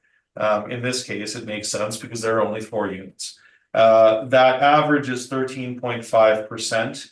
And then there's also a little bit of collection loss and bad debt. That being said, we have used the 2.6%. I would typically adjust that to 5%, just on balance based on the 4 units, but I haven't done that here. I've included some laundry income, and ultimately our effective gross income is $65,794, as supported by the mailer. The city is using $53,794. Now, the expense ratio, we were talking about expense ratios earlier and where they ought to land. And typically when we see a building that's 100 years old, we would be expecting something in that 55 to 65% ratio, depending on how efficient they are and other factors. Location would have a factor, and also the history of, let's call it, economic profit. But in this case, the expenses are running at 58.4% once stabilized. So in 2020, we have expenses of $38,596. In 2021, they're $35,306, and in 22, they're $44,698. That averages over those relevant years to $39,534. However, we've gone in and stabilized the expenses to $38,425, which gives us a ratio of 58.4%. That's lower than 2020, 21, 22, and the average of those 3 years combined, but I feel very comfortable with that stabilization. So ultimately, our NOI, our net operating income, is just a touch lower than the assessor. The modeled assessment is showing us an NOI of $28,699, And we are showing you that based on actuals, the NOI ought to be 27,369. We then capitalize that with a 6% cap rate, and that leads us to a value of 456,153. That's $114,000 a door for this older property. So we feel comfortable that we've stabilized this appropriately. That 4.8 cap is too low. Once again, we only have 4 units here, and the building is 100 years old. So a 6 cap is on the lower end of that cohorts that tier that we would apply. But again, I mentioned earlier, 6.1 to 6.6 is typical, but 6% makes sense. So with all of that being said, our total value, based on what we've submitted to you here today, calculates to $939,511, which we then of course round to $940,000.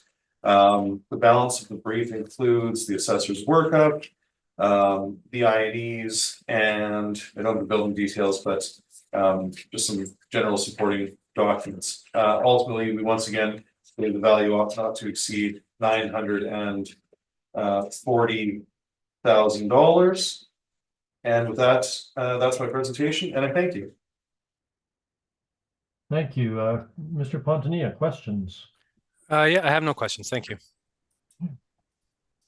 Ms. Anderson, questions? I also have no questions. Ms. Nesbitt? No questions, thank you. And I have no questions, so we will conclude that matter and turn to the final matter on the docket, that being 1800 Main Street. Mr. Pontonia, when you are ready, can you introduce the property, please, and give us your brief? I can. Just give me 1 second to open it up.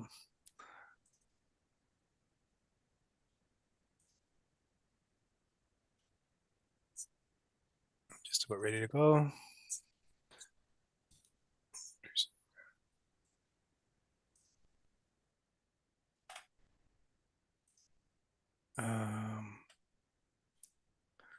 Let me just make sure that this value equals out to what I want it to. Okay, I'm ready to go. Okay, thank you. Okay, so the last file we have on the docket is file number 24-2822. The roll number is 1102-059-5000. The civic address is 1800 Main Street. The 2025 assessment has gone out in 2 components, as we are speaking of a CMCMU property again. The 60 commercial component went out at $323,000, and the residential component went out at $79,000 for a total assessed value of $402,000. So this is a CMCMU property type, as I previously mentioned. There are 2 building records. There are 2 building records on file. We have 2 premises associated with the income stream, and 1 to 2 stories for the subject property. We have an actual year built of 1932 and an effective year built of 1952 with 10-foot wall heights. Construction class is D wood or steel frame exterior walls. We do have a land area of 3,188 square feet, a gross floor area of 4,156 square feet, and a total leasable area of 2,058 square feet. And then on page 2, we do have the pad eye view image of the subject property. On page 3, we do have our pictometry overhead view of the subject property. And we can see it's on the corner of Kilbride Avenue and Main Street. And then on page 4, we do have the south-facing view and a west-facing view of the subject property. And then on page 5, we do have the Google Street View images of the subject property. And this is from a 2021 map overlay. And so we do have some extensions that were granted in our request for income and expense information. So we did receive a response for 2022 for the mailer. So there was an extension that was granted, and we did end up receiving the mailer. So we don't have an issue with that there. And then we have 2 sales on file for the subject property. I can tell you that both sales were verified and included for analysis. They were both arm's length fee simple sales. But again, they were from a few years ago. The most recent would have been from 2014 for $280,000, and that was in 2014. Following that, we do have our market data. So we do have the, this was actually upside down from how all my other files were laid out. So it looks a little off, but the CMU lease rates that we have is on the bottom now. It's the same ones that we had from all the other briefs. And then we do have some market data from the market region itself. So again, it's the entire market region. So it's pulling both from Main Street and from what looks to be like Nairn Avenue, McPhillips. Looks like a pretty big market region. And following that, we do have multifamily rent comparables. So we do have them all from the same NCA as the subject properties. So these would all be relevant and within the neighborhood. And we do have the subject property valued at $1,005.26 for the unit. And then we have the rates going from, looks to be $815 to $984. And now we enter the valuation for the subject property. So we do have one multifamily unit, and that's one 3-bedroom suite we have on record for $1,005.26 per suite. So for the one suite. So that does give us a total potential gross income, excuse me, of $12,063. And then from there, we do have a vacancy parameter in place, as well as an expense parameter, which gives us a net operating income of $5,263. And then we capitalize that by 6.65% to give us the rate for the apartment stream at $79,000. And then for the retail component, we do have one C4 restaurant on the stream at 2,058 square feet at a modeled rate of $12.56 per square foot. That does give us a total potential rent of $25,848. And then from there, we do apply our model parameters. So the 3% expense, 5% vacancy, and a $7 shortfall rate, to give us a net operating income of $23,099. And then we capitalize that rate by a modeled 7.15%, which gives us a revised value of $323,000. And the total summary following that on page 11 is $402,000. And I do have a recommendation to make on this file. So my recommendation on this file is a 2-fold recommendation, and that would come from the market indicators that I took a look at. And the one recommendation would be to round down the total rent that the model had generated from $12.56 per square foot to $12 even per square foot. So I reduced the rental rate down to $12 based on market indicators. Then I have the model parameters of 5% vacancy, 7% shortfall, or $7 shortfall, and 3% other expense to give us a revised net operating income of $22,037, 22037. And then based on market indicators, I was also able to adjust the cap rate upwards from 7.15% to 7.40%. So 0.35% of an increase to the cap rate. And when you take those two adjustments to the income stream, we do have a revised value for the 60 commercial side of $298,000, $298,000. That would be for the commercial side. And then if you add the $79,000 for the apartment stream, that gives us a total revised assessment of $377,000. 377.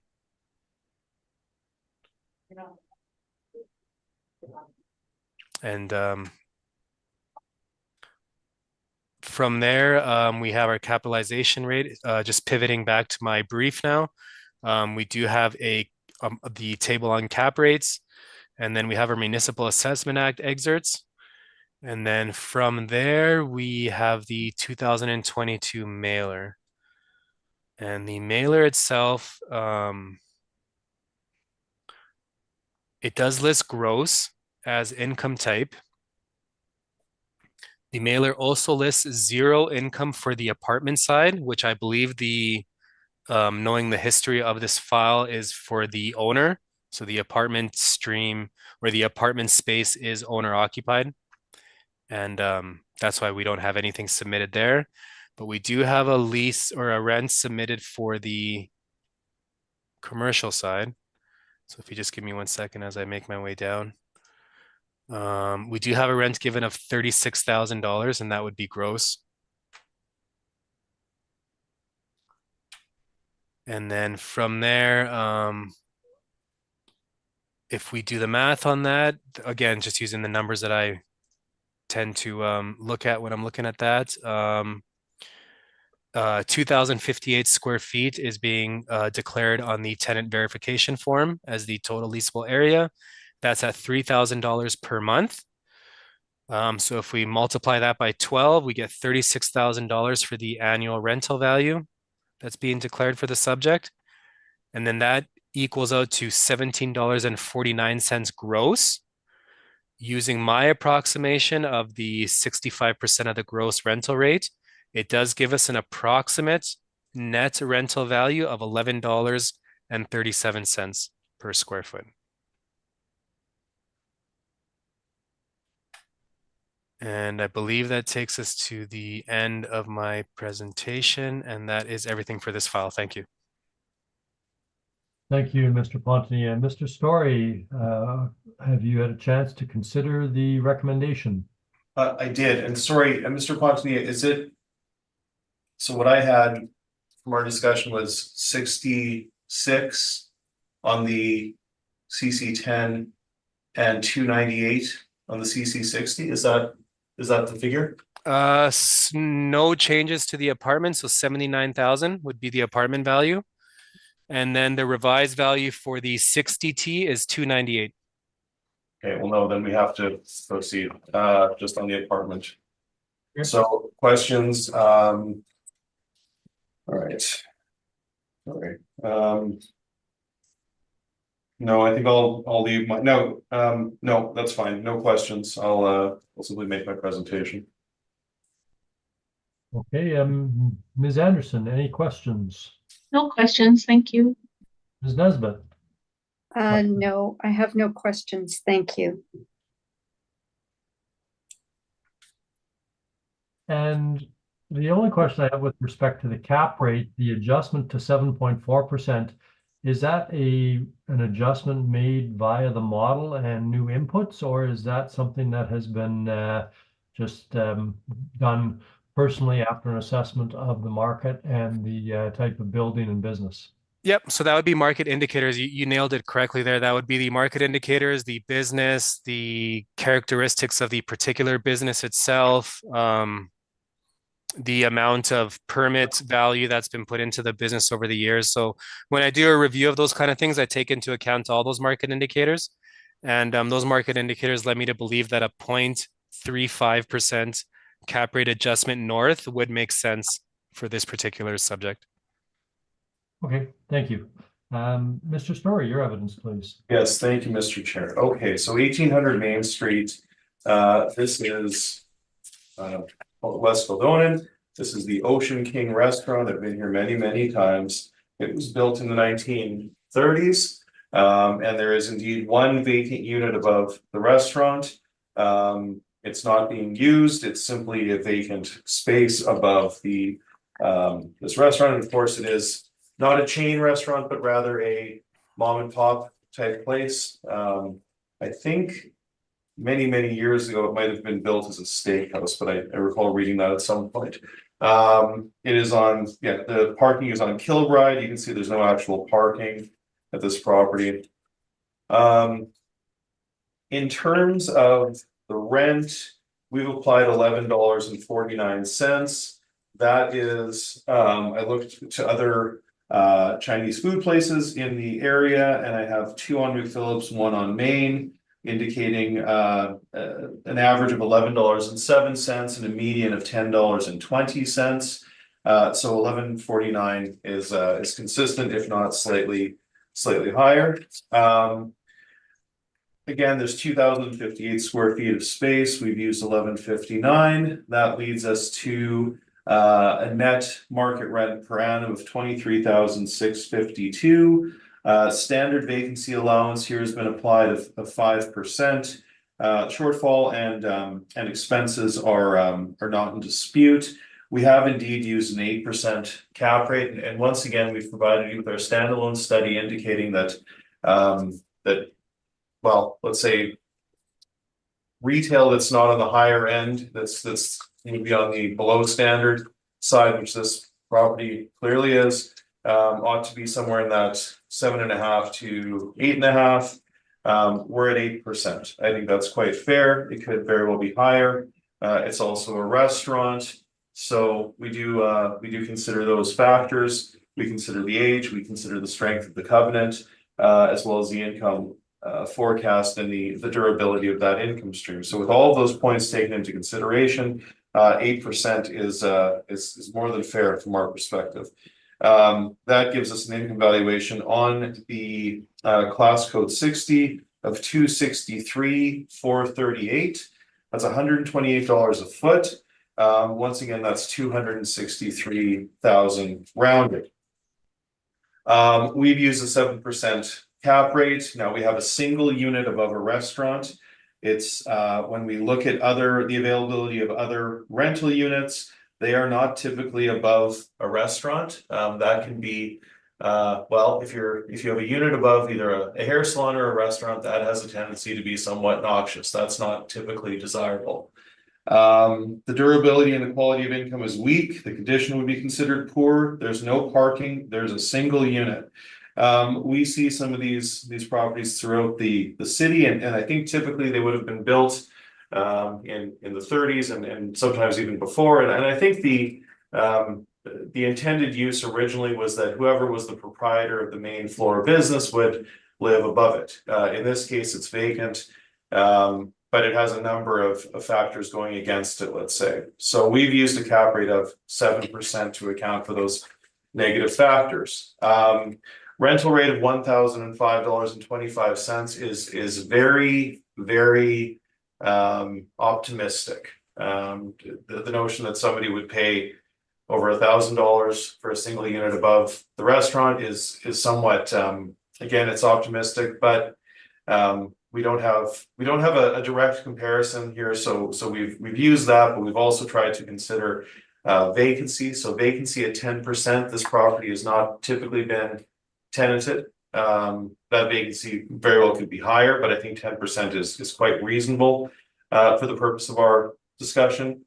55% expenses would be probably on the low end, but that's what we're applying here without better information.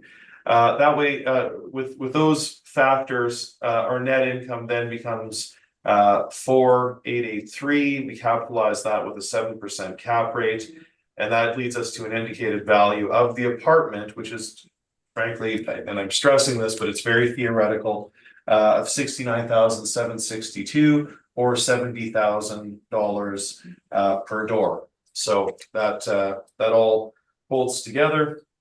If you follow me to page 19, we've summarized our income approach and presented to you in summary. And so once again, we round the apartment or the single suite value to $70,000.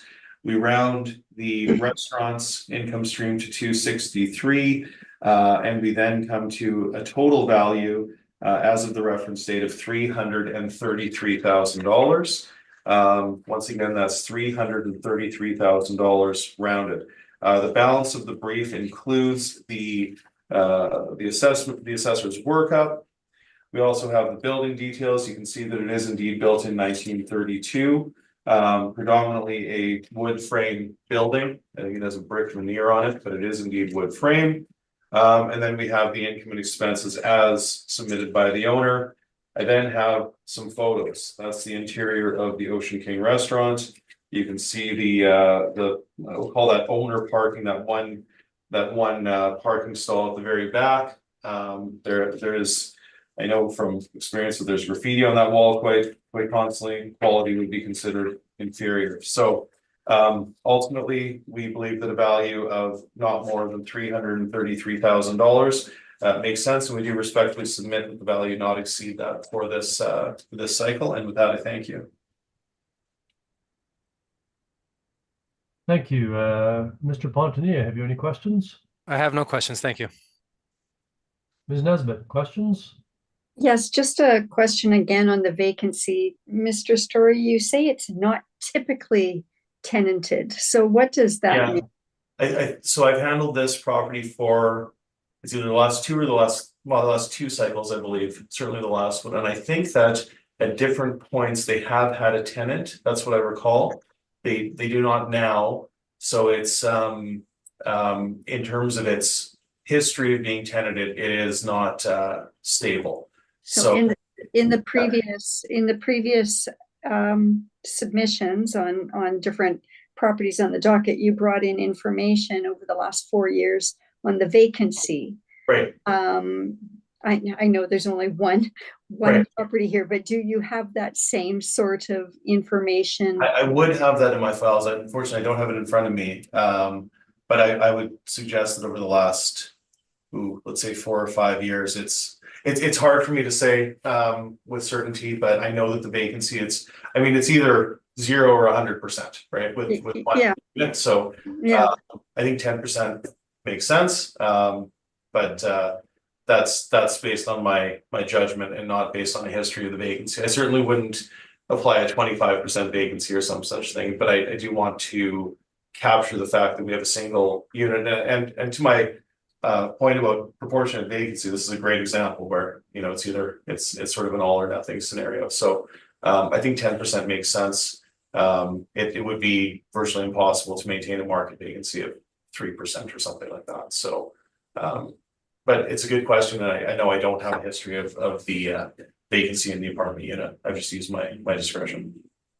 Thank you, Mr. Story. I have no additional questions. Thank you. I just have one sort of follow-up, I guess, with respect to the vacancy question. I think Mr. Pontonia indicated he believed it to be owner occupied. And I see from your page 25 on the mailer, it appears as though the handwritten addition indicates that the restaurant workers either live there or use it for their resting or restroom. Oh, yeah. So they're saying we're using it as a restroom currently, so that they don't have anyone in there, but they're using the restroom, I suppose. So, and I guess that's because it's vacant. So, Can I add to that conversation as well? Sure. Yes. Yeah, so I would agree that my understanding as well is that it's owner occupied use for the second floor. So the apartment is used, as the note sort of alludes to, it is used in a capacity where it's sort of, I guess some of the workers sometimes tend to go up there and stay there, or they tend to use the space. So I only bring that up because I feel like the conversation on this one is starting to characterize it as requiring some sort of a vacancy adjustment, but nothing that I reviewed would indicate that to be the case. It would seem to be based on my understanding that it's a self-imposed vacancy, in the sense that the owner still uses the space. So I don't really know to what extent it's being marketed right now to try to fill a tenant into the space. And that would be a question that would definitely need to be sort of looked into. But I just wanted to add that just based on where the conversation is sort of heading right now. Thank you. Okay, thank you. I think that deals with the questions I had. No, I don't have any other questions. Thank you. Mr. Pontonia, summary? No, I believe I've shared all the information I have on the file. Thank you. Mr. Story, any summary? Yes, just very quickly, and thank you. This has been a bit of a long afternoon to look at these somewhat complicated and unique properties, so I appreciate everyone's time and attention. But I just want to point out, and I've mentioned this a few times, but we have provided you with full written standalone submissions regarding the capitalization rates and supported our conclusions with a great deal of research and with calculations that you can review. The assessment department has not in this instance. So I do respectfully submit that when we have disagreements that are primarily based on the capitalization rate or the appropriate cap rates to apply for these unique properties, I would ask the weighted consideration be given to Alta Script submission based on the fact that we have provided you with a great deal of transparent information showing how our conclusions have been reached. And again, I thank you very much for your time this afternoon. Thank you, Mr. Story. Thank you for your time. We have now heard all of the matters scheduled for today, and this meeting is. Sorry, can I? Oh, I'm Oh, sorry. sorry, not to interrupt you there. I just wanted to be sure, because I recognize Mr. Story has alluded several times to this cap rate analysis that he's submitted, and he's sort of making that an issue. And I want to just put it out there that I'm looking through my emails now, and I'm not sure I even received a cap rate study, to be honest. So I'm just trying to look through my emails quickly from 2 weeks ago to see, but I can't see under my evidence exchanges here. I can't, I'm just trying to bring up the briefs. Here we go. The briefs for the 9. Oh, my bad. We do have a cap rate study there. Okay. I will withdraw that comment. There is one there that I see. Okay. Thank you then. And now we've heard all the matters scheduled for today, and I will call this meeting as adjourned. Thank you very much for your time, Mr. Story and Mr. Pontanilla. And we will deliberate, and you will have our decisions in appropriate time period by registered mail.